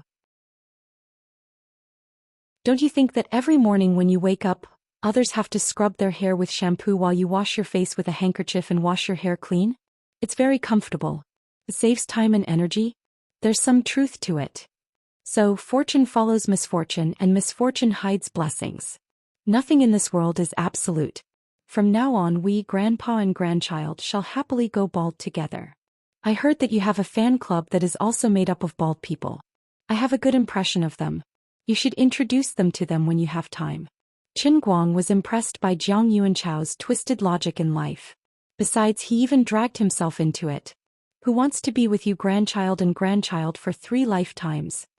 Oh right, I heard that a big shot among the inner force martial artists will be coming today. Why haven't I seen him yet? Qin Guang shrugged. How would I know? Aren't you on good terms with him? Why didn't he inform you in advance? How do you all know that I'm on good terms with Wenwen? This is a core secret, an important piece of information. When your Guangding General Headquarters grows and things settle down, we have to make a solemn promise to all the major sects that we will not easily use the big killing weapon on their young masters. Especially if the young master is a female, they have to sign it. Oh, that's not right. Then why did you drag Jiang Yage into this? I'm pushing my daughter into a pit of fire. Only Solomon can suppress the evil spirit in you. You don't understand. Our family is born to sacrifice ourselves for the country and the people to help us. All right, you win. Sai, why isn't the Wen clan leader here yet? If she doesn't come today, we won't be able to handle today's matter properly. You should give her a call and ask. I'm really worried. As the two chatted, Old Man Tan walked over. Qin Guang, give the Wen clan leader a call. We won't feel at ease if we don't have a plan. Seeing their sincere expressions, Qin Guang had no choice but to take out his phone. Then I'll call? Yes. Yes. While Qin Guang was making the call, Old Man Tan and Jiang Yuanchao were chatting. I heard that although the Wen clan leader is young, she's already a grandmaster. She's been famous for a long time, but I've never seen her in person. I really want to know how powerful she is. Tan Zhaohua sighed. Jiang Yuanchao pinched his beard. She must have amazing martial arts skills. When she appears, all the martial artists have to bow their heads in submission. Or maybe she's walking on the leaves, rushing here from nowhere, kicking up sand and pebbles along the way. That's right. An expert naturally has the power of an expert. I heard before that the Wen clan leader is now a Wen Zong. In the entire pugilistic world, she's at least one of the top few. Plus, she's so young, so she must be quite domineering. On the other side, Qin Guang had finished his call. He looked at the two men in silence. Gentlemen, Wenwen said she was stuck in a traffic jam. The roads were closed when we left the city, so many cars were stuck on the road. She left a little late and couldn't move. A grandmaster can be stuck in a traffic jam? Jiang Yuanchao and Tan Zhaohua were both dumbfounded. What else can she do? Grandmasters are also human, okay? Grandmasters can widen the road with their fists, right? Although they knew what he said made sense, the two men still felt like they were being cheated. Forget it, let's leave it at that. Since she promised to come today, she won't go back on her word. There's no point in us panicking. Qin Guang, get ready. We might need you to give a speech later. We've decided to announce the matter of the Guangding General Bureau today. Before Tan Zhaohua left, he dropped such a heavy bomb. Hearing those words, Qin Guang trembled in anger. What's wrong with the brains of you bunch of old men? It's such an important matter that you come up with it so easily. Why is it so tiring to do something for you? Look at the hundreds of people sitting in the hall. Which one of them isn't a big shot? Which one of them isn't in power? Which one of them isn't a well-known figure in the internal force community? You didn't even inform me in advance, didn't discuss it with me, and now you want me to give a speech? And announce the Guangding General Bureau in public? What a scam. Moreover, you should at least give me some time to prepare my speech. What if I get stuck on the stage? Wouldn't that be shameful to his grandmother's house? Even if I'm a genius, it's still very strenuous for me to suddenly be forced to do something beyond my capabilities. Little Qin, don't worry about it. How can you have everything under control when it comes to family and national affairs? Since Uncle Tan said it was a last-minute decision, then it must be what they said. They must have thought it through. Didn't we agree to do this secretly? You can carry me out after the special case department is more or less a figurehead. There's no such thing as an impenetrable wall in the world. Jiang Yuanchao sighed. Qin Guang understood immediately. The Special Affairs Bureau must have gotten wind of the leak and started to fight back. If the person in power wanted to deal with an ordinary citizen, he might not even know how he died when he was lying in his coffin. But now he had to deal with the Special Affairs Bureau. This was a huge organization that had been operating for more than a decade. It had extended its reach to all aspects of society, and its influence was spread across martial artists and ordinary people. It was too difficult to do it without anyone noticing. So the old men decided to throw the Guangding General Bureau out now so that the martial artists in the audience have no choice but to take sides today? That should be it. That's why talents are so rare. It's precisely because not everything can be changed according to the will of the higher-ups that they need people like you to adapt to the situation. I have high hopes for you. Jiang Yuanchao patted Qin Guang's shoulder calmly. Qin Guang's face turned green. I have high hopes for your daughter. Since it was a meeting, it was necessary to speak to convey the spirit of the meeting. However, the speaker today was different from the rest. At least in the hearts of ordinary people, this old man had not appeared in public for almost 20 years. However, he still looked hale and hearty at the moment. His words carried enormous weight. As long as he stood there, no one dared to belittle a word he said, even though he might not be able to truss a chicken due to his advanced age. Even if he was no longer in his position and did not seek for his position, his power had never dissipated. The young people sitting in the front row were all bound by an invisible thread and held in the hands of the old man. He spoke very slowly, but his words were clear. It was not a long speech. In less than an hour he had described the biggest change in the country in the past 20 to 30 years. He did not use too many sharp words, nor did he deliberately promote military force. He only used one picture after another and his calm narration to make everyone sitting below the stage understand one thing. Today's Wuxia was no longer the weak Wuxia of 30 years ago. The pace of technology was unstoppable. Manpower was limited, but science was endless. The emergence of the steam engine was not enough to pose a threat to martial artists. During World War I, crudely made tanks, guns, propeller planes, and mortars that relied on simple aiming devices were also not enough to pose a threat to martial artists. All the weapons from World War II to 30 years ago, although the development speed seemed to be rapid, even large-scale weapons such as nuclear bombs and hydrogen bombs were not enough to pose a threat to martial artists who were good at hiding. If you didn't even know where people were, how could you blow them up if they were scattered and mixed into a crowd? However, the explosion of integrated circuits and information technology had brought unprecedented changes to the entire human race in the world. In the past 30 years, from electron tubes and transistors to large-scale integrated circuits, then to silicon crystals, and then to modern technology with super-strong artificial intelligence learning ability, as well as all kinds of cutting-edge technology that was beyond the comprehension of ordinary people, it was completely incomparable to the past hundreds of years. Every year that passed, the computing power contained in the same square inch of silicon crystal structure would at least double. Although the old man on the stage didn't say these words clearly, he was clearly telling everyone that the times were different. In the past, we tolerated you for the sake of the overall situation, But it didn't mean that we approved of your behavior and privileges. If you still don't want to change, don't conform to the times and still rely on the sharp swords in your hands to treat ordinary people like ants, then what awaits you will inevitably be destruction.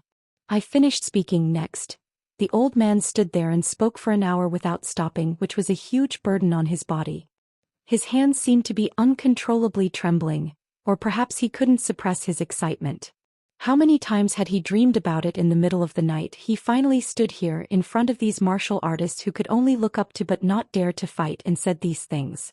Even if he died here today, he could go down to the underworld and face those martyrs with a clear conscience.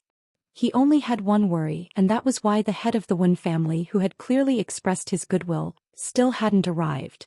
Although he wasn't afraid of death, some people in the venue couldn't die. Old man, why are you saying this to us? What do you want? Just say it. Don't be so weird. We have been living like this for thousands of years. Even the Qing dynasty emperor treated us with courtesy when he founded the country. Why do you have so many problems when it comes to you? Do you really think we're made of mud? Sure enough, someone was trying to make trouble. A strong man with a full beard slammed the table and stood up. He didn't seem to deliberately use any strength, but the table in front of him instantly exploded into pieces. Qin Guang turned his head and looked. This was an expert who was more powerful than Xianxia. That's right. Back then, the elders of my sect saw that you people fought against the foreign enemies and helped you a lot. Why do you think you've grown up and turned your back on us now? You're really an ingrate. Do you believe that I won't let your blood splash 5 steps away? The second person to slam the table and stand up was a middle-aged man who looked like a Taoist priest. That's right.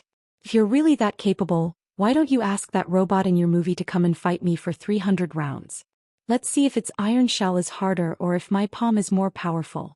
Do you believe that I can kill all of you right now and walk back and forth here for 7 or 8 times? The sects that had communicated with the authorities beforehand were the minority. Most of the people were still arrogant and unruly. When someone took the lead, there were naturally others who followed suit. After a while, the crowd became more and more agitated, and the scene seemed to be gradually getting out of control. Even Jiang Yuanchao, who was sitting next to Qin Guang, began to frown. He pulled Qin Guang aside and said, I didn't expect these people to be so agitated just by looking at the material. The old man hasn't even said anything yet. Damn it. Qin Guang, if they really cause a ruckus later, leave quickly. There's a secret passage downstairs. The password is... What about you, Uncle Jiang? I'm a soldier, I can't leave. This... Qin Guang was also a little surprised by this situation. He thought he had a good understanding of the inner force martial artists. After all, he had dealt with Wen Wen, Xen Qin, Wu Miaoan, and even Long Ding Tian from Dragon Gate Express many times. But now that he saw them, he realized that he had thought too highly of human nature. Even Qin Guang was surprised, and the old geezers weren't any better. They had miscalculated.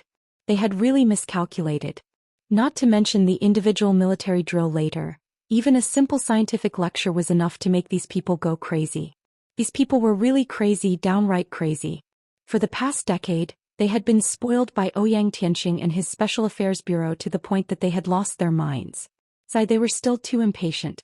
At least they should have waited for the Wen family's leader to arrive so that the situation wouldn't go out of control. When the military drill was over, when they truly saw the pinnacle of modern weapons, they would no longer have the courage to smash the table and flip the table. They were now ignorant and fearless. In the crowd, the nun with the sword and the beautiful woman in colorful clothes also frowned. The beautiful woman in colorful clothes said, These people have been lying on a mountain of gold and silver for too long. Don't they think too highly of themselves? The nun with the sword nodded. After all, not everyone can see through it. After enjoying the privileges for so long, letting go of them is equivalent to breaking their limbs. Of course they can't bear to. How foolish. Look, even the blood cloth sect, one of the 8 major sects, is making a fuss. The beautiful woman in colorful clothes gradually increased her power in preparation for the unexpected. The nun with the sword said coldly, Of course. Their evil cultivation requires the blood of children. If we want them to follow the rules, it is equivalent to cutting off their inheritance. Of course they will make a fuss. Swordswoman, what do we plan to do now? The beautiful woman asked. The nun with the sword said without hesitation, If we really want blood to flow like a river, our skills are not bad. We can protect ourselves. Quickly take Qin Guang away from here and wait for the Wen family's leader to come and take control of the situation. That's right. None of the 3 aristocratic families are here, and the leader's intentions are unclear. What's the use of the small fries? No one had expected that in such a situation, the old man standing high up in the middle of the rostrum would not be afraid. Instead, he slammed the table heavily and let out a muffled roar filled with anger from his old chest. All of you be quiet. With the help of the amplifier, the old man's roar echoed repeatedly in the conference room. Instead, it suppressed many of the excited martial artists. There was a brief silence. Before the martial artists could react and speak, the old man shouted again. Do you think that we dared to gather all of you here because we don't have something to rely on? Do you think we are afraid of death? As he spoke word by word, old Jiang, old Jean, and the other old men all stood up from below the rostrum and stood beside the old man in the middle. All of them looked down at the crowd with cold and resolute eyes. Old Tan, on the other hand, gave Jiang Yuanchao a discreet look before stepping forward. Jiang Yuanchao immediately understood and gently pulled Qin Guang. Follow me. Something bad is going to happen. Based on Qin Guang's temperament in the past, he might have left just like that. But for some unknown reason, when he saw these dozens of old men clenching their teeth and supporting their aged bodies, resolutely standing on the rostrum, facing the impact of the auras released by hundreds of martial artists intentionally or unintentionally, they were clearly shaky, but still stood firm like a stubborn rock in the tide. He didn't want to leave. On the rostrum were Jiang Yage's grandfather and Jin Shiyue's grandfather. If he guessed correctly, the old man who spoke just now should be Lin Jingwei's grandfather, and the one beside him was Jiang Yage's father. Qin Guang closed his eyes slightly. He really couldn't leave. If he really wanted to lose control, he would try to stand on the rostrum and see if the title of the Wen family's clan leader's lover could keep the situation under control. Lover was a bit too harsh. What about the Wen family's clan leader's son-in-law? This was the only bet, right? Let's bet that the title of the Wen family was really that useful. To control the people of the pugilistic world, the most effective way was to use the methods of the pugilistic world. If the Wen family really had the power to command the world, the situation wouldn't have completely gone out of control. Fortunately, he brought the painting scroll with him today and it was still in his hands. Even if there were doubts, it should have some effect if he took it out in public, right? Even if it didn't work, he still had the heavenly holy grail in his bag. Goddess Luli wouldn't leave him in the lurch. She definitely had a way. Alright, no matter how he looked at it, the old man was still a good man who relied on a woman to walk the pugilistic world. Wenwen was a woman and so was Goddess Luli. These old men were poisonous. Their indifference to death was contagious. Qin Guang took a deep breath and shook off Jiang Yuanchao's hand. No, Uncle Jiang, I'm not leaving.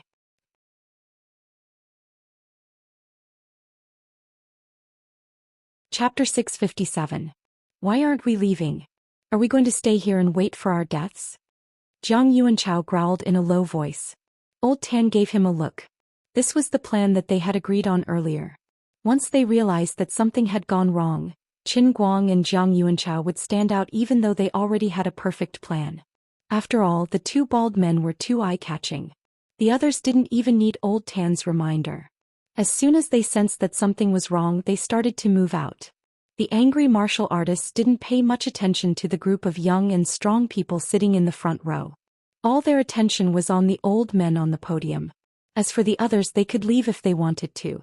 Although the young and strong people often appeared on TV, in the eyes of the martial artists, these middle-aged and strong people were not important. There was no need to waste their energy on them. They knew that the ones in charge were these old men. They were even more wary of what the old man in the middle was relying on. They heard that many years ago there was a destructive weapon called the atomic bomb. Could it be that these people buried an atomic bomb underground? That was too much. Although we are martial artists, only a small number of our sects are sent here. The rest of us are not core members. Even if you blow us up here, you will be the one at a disadvantage. Even if we all die here, our sect won't suffer a huge loss, okay? However, they thought too highly of the old men. This place was only a few hundred kilometers away from Yanjin. Even if there was a nuclear bomb, it was impossible to blow it up here. Wouldn't they be condemned for all eternity? The old man in the middle was a little anxious. He had been at a stalemate with the martial artists for almost a minute. Most of the people in the meeting room had already left. Only Qin Guang and Jiang Yuanchao remained where they were. Originally, he planned to wait until everyone left before revealing the sign. However, if this situation continued for too long, the martial artist would think that he was bluffing. Old Master Jin also gave Qin Guang a look, but this time, Qin Guang ignored him. He shook his head slightly, telling them to do whatever they wanted and not to worry about him. Seeing him like this, the old man in the middle took a deep breath. There was nothing else he could do. He waved his hand again and pressed a button. 8 different images suddenly appeared on the large projection screen behind him. They were all real-time recordings of the surveillance cameras. Qin Guang glanced over and felt his scalp tingle. He regretted acting cool here. To be honest, he wasn't particularly afraid of martial artists. But what the hell were these 8 missiles? You guys are playing so big, but Our Lady Lily might not be able to save me, okay? 8 images, 8 missiles. Around the missiles were different scenes. There was a lush forest and a barren hill. Of course, the 2 most exciting ones were the 2 big guys that appeared next to the house. That's right, this house looked very familiar. It was exactly the same as the building they were in at the moment, one in front of the other in the back. Someone poked his head out of the window to take a look and gasped. As expected, it turned out that the floor of the courtyard downstairs had opened up at some point, revealing the pitch-black launcher below. Half of its shiny silver body poked out of the soil and planted itself on the ground like a large mushroom. The people near the window also looked outside. That's right, there was one in the front and one in the back of the building. The old man in the middle raised his right hand, holding a metal box in his palm. The box was tied to his wrist and there was a red button in the middle. Everyone, as you can see, these are 8 missiles. I don't think I need to say more about their specific power. You should know a little. Don't think that you will be safe if you kill me here. As long as my heart stops beating, the missiles will explode. Within 30 seconds, everything within a few kilometers will be razed to the ground. You won't be able to fly out even if you have wings. The old man in the middle said in an extremely indifferent tone, as if he was not going to sacrifice his own life. The martial artists really didn't expect this group of pampered people in power to be able to do this. What kind of enemy was the most terrifying? An enemy who could take their own life and who was not afraid of death was the most terrifying. The people in power of this generation seemed to be a little different from the emperors of the past few thousand years. Many people had this kind of thought in their minds. I said that we are not afraid of death. Do you believe me now? The old man in the middle said again. Even if any martial artist here could poke him to the ground with a finger at this moment, his old body was bursting with an indomitable spirit, causing people to not dare to look directly at him. The martial artists were incomparably confused.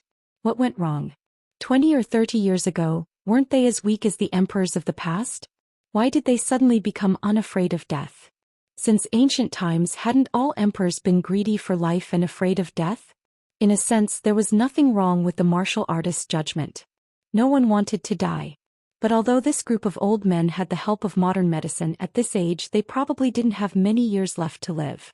Compared to going down to their coffins in humiliation and leaving behind endless troubles for their descendants, they would rather use their bodies that didn't have many years left to live to fight for one last breath and get rid of some cancer for their descendants. Their thinking was very straightforward. It didn't matter if they lived a few years less. This authority would ultimately belong to their descendants, and that was enough. They had made concessions 20 or 30 years ago because they hadn't even taken half a step into the gates of hell at that time. Or perhaps it was because it would be useless even if they fought back then, and it would only be a meaningless sacrifice. But times were different now. If they had the ability, they could fight for it. The old men might not be so noble, but they would weigh the pros and cons every time they made a decision. It was just that their decision this time was too unyielding. Of course, there was a young man in the scene who was in an especially awkward situation. Master Guang didn't even have the mood to complain. Are you going to blow this place up? Why didn't you say so earlier? If I knew you were so fierce, who would want to accompany you to the heavens? I'd rather reason with martial artists than see those 2 huge lumps of metal down there, alright? Everyone ignore me. Let me go a few hundred kilometers away and have some peace and quiet. Old man, don't be rash. Put down that lousy box and we can still be friends. I wonder if my lorry can teleport me to another place if it really blows up. Just the thought of it is a little too exciting. Lorry silently replied with 2 words. Hee hee. Alright, it seemed like Madame Lori was going to quit. She must have given up all hope on her ability to court death. In response, Qin Guang shrugged his shoulders helplessly. Who could have expected that the old gentleman would go so far? Initially, the situation was still under his control, but the sudden appearance of these two things made his scalp go numb. Although he was moved by your spirit of facing death unflinchingly, there was clearly still room for discussion. Can you still eat after putting down the butcher's knife? If I die, I can at least die a little more heroically. It wouldn't feel good to be turned into ashes in an instant. Your bodies are precious. Maybe you can drop a gold ring or something after being burned, but I'm still young. Isn't it too much of a pity to burn me like this? Now why would it be missiles? Normally, wouldn't it be easier to just bury high-energy explosives? Wouldn't it be superfluous to set up 2 missiles? Moreover, the explosive power of high-energy explosives was easier to control and less likely to accidentally injure others. For example, people like Secretary Ma who had already escaped, but no one knew where they went. That's right, these were definitely blanks. They're blanks, right? Damned old man, don't scare us. Holy sh*t, someone had already shouted it out. Qin Guang looked up and saw a middle-aged man pulling out a long saber from his waist. He was already standing in front of the rostrum. The martial artists didn't have their weapons confiscated, and they weren't that obedient either. At this time, Jiang Yage's grandfather spoke. Someone wanted to set off blanks, but I was afraid that I wouldn't be able to control you, so I did it. Don't worry, I guarantee that it's live ammunition. I, old Jiang, have fought in wars all my life and I don't like to set off blanks. Only the brave will win. If you want to risk your lives, I, old Jiang, will risk my life with you. When Jiang Yage's grandfather said this, Qin Guang keenly noticed that the old man's hand, which was holding the button box, trembled subtly. Damn, the old man really thought it was blanks. No wonder he was Jiang Yage's grandfather. He really knew how to play. The other old men seemed to be a little shocked as well. They all widened their eyes as if they wanted to skin old Jiang alive. Why are you all looking at me? Isn't my son sitting down there too? Do you still want to play this game at a time like this? Old Jiang was a little embarrassed. He looked as if he was saying, how can you old men drop the ball at this critical moment? Jiang Yuanchao was already speechless. Dad, you really know how to trick people. At first, Qin Guang was also scared to tears by old Jiang. He wondered why the old man's brain was so big. The reactions of the other old men were also a little unexpected. But after watching for a long time, he still found some clues. Something was not right. Something was not right. For such an important decision, no matter how bad Jiang Yage's grandfather was, it was impossible for him to make it in private. The reactions of the other old men seemed a little too deliberate. It felt very out of place. That's right, out of place. For the first time, Qin Guang realized that when a person's understanding of acting reached an unprecedented level, there were really many unexpected benefits.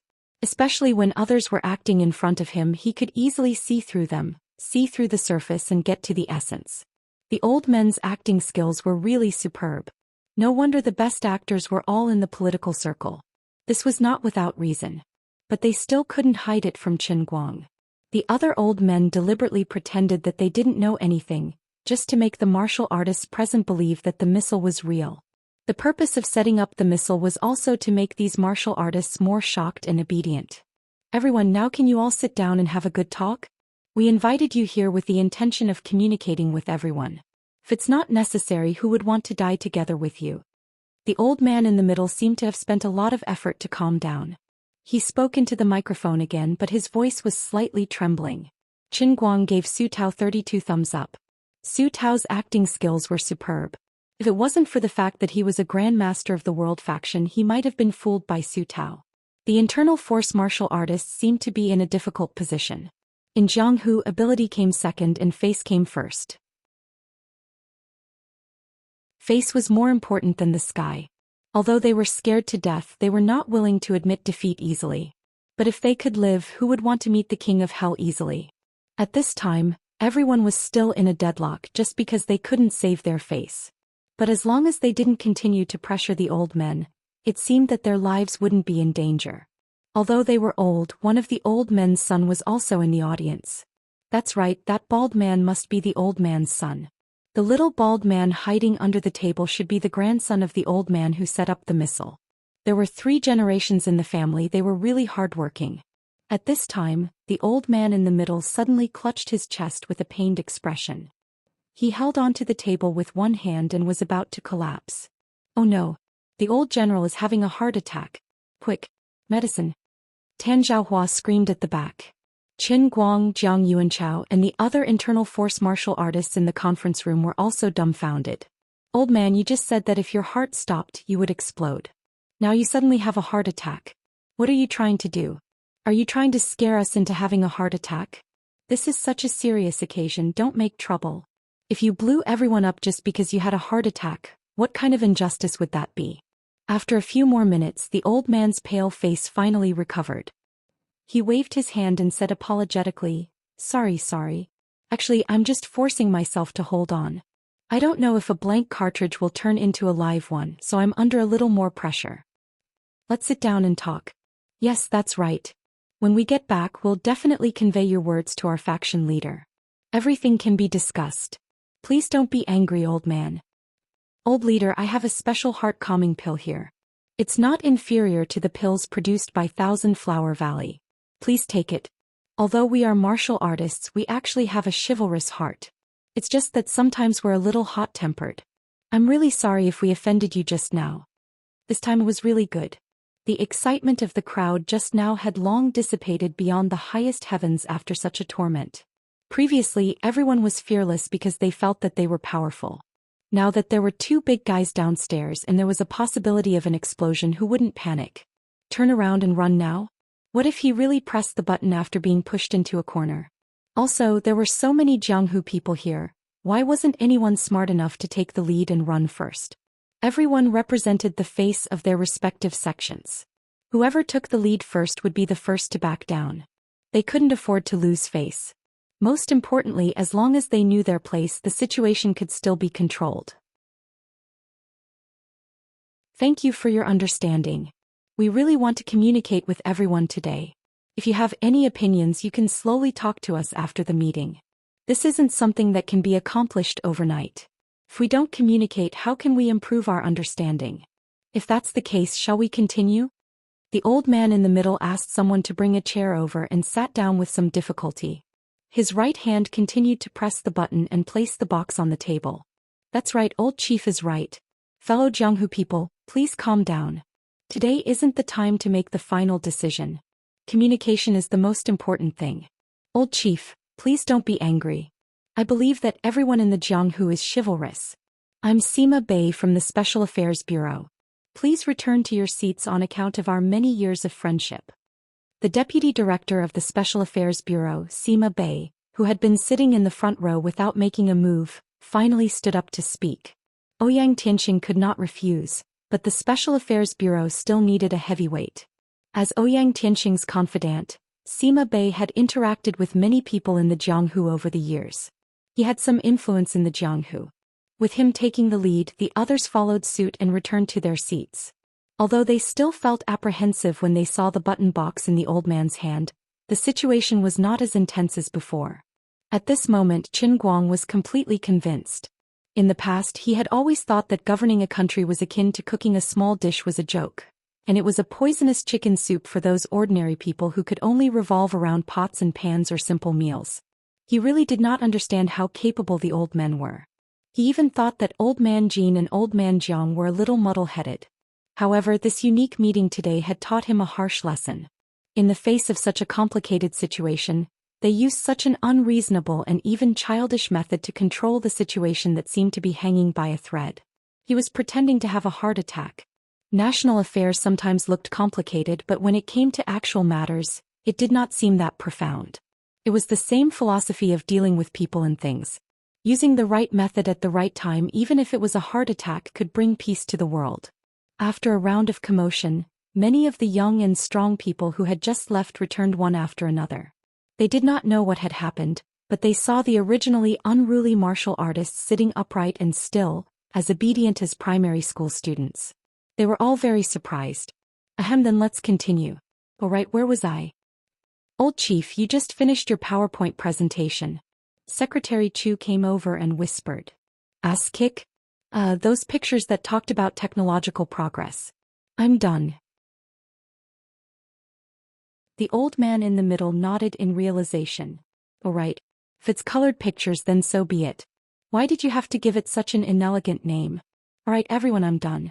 Next, let's welcome our newly established department, Director of Guangding General Bureau, Comrade Chen Guang, to give a speech.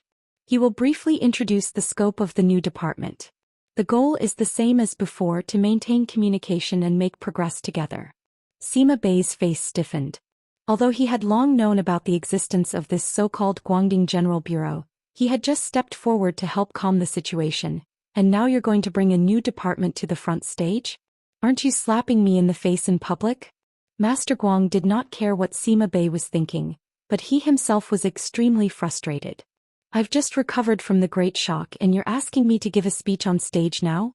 Oh right, what exactly is the function of this Guangding General Bureau? Why can't I have any idea at the moment? Qin Guang began to recall the document he had read about the establishment of the Guangding General Bureau. However, no matter how he thought about it, he felt that it was full of bold words, but when it came to the specific functions of his department, they were all unknown. To put it bluntly, he was in the dark. No matter how he thought about it, he could only think about what Xianxia and Wu Miaoan were doing in the 5 capitals. There was nothing else. However, he did not have much time to hesitate. Tan Zhaohua had already walked down from the rostrum. Come little Qin, hurry up and come up. Qin Guang braced himself and followed old man Tan to the rostrum. Unknowingly, when he stepped onto the stage, many of the old gentlemen who were still on the stage parted to make way for him, imperceptibly creating a sense of extraordinarily respectable presence for him. Qin Guang, who knew how much he was worth, did not feel proud at all. Instead, he only felt like he had been cheated. Bastards! You're trying to make me a scapegoat. He stood in the middle of the rostrum and coughed lightly. Alright, this was a test microphone and the effect was pretty good. However, before he could speak, the audience gradually began to clamor. How could it be him?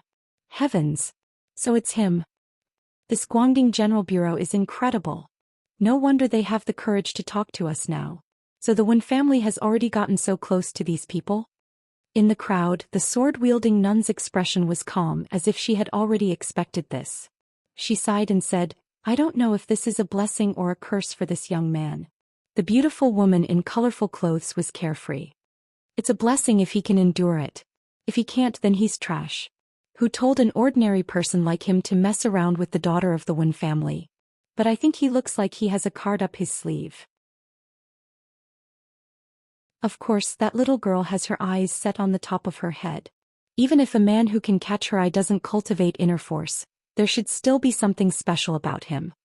Alright, at this time the person who was the most confused was still Chen Guang. To be honest, he had thought that he had concealed himself very well. Now that he had suddenly stepped onto the stage at such a young age, these martial artists should more or less show some unconvinced expressions, but why did they all look like they had suddenly realized something?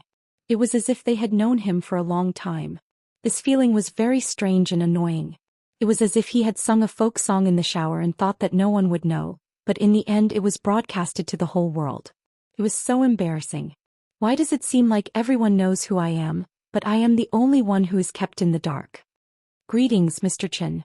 Finally, someone was the first to stand up and salute Qin Guang to show respect. With someone taking the lead, the others followed one after another. The name of the Wen family was really useful. The 3 great families of the Jianghu had existed for a long time. Although the Wen family seemed to be showing signs of decline in the past few decades, the appearance of Wen Wen, who had reached the Wenzhong realm, instantly brought the family back to the peak. The Jianghu was a world where the strong were respected and strength made the rules. Moreover, this gentleman was the man that the Wen family's sect leader had personally announced that he would protect. This is the man I like. You guys take it easy. Although he has no ability and is just an ordinary person, whoever dares to touch him is touching my life. I will definitely not live under the same sky as you. Old Man Jin and Old Man Jiang were also aware of this. The 2 of them patted Qin Guang's shoulder from behind. Old Man Jin said in a low voice, if you have any thoughts, just speak your mind. Your backing is stronger than you think. Qin Guang finally understood. He understood everything. No wonder the old gentleman thought so highly of me.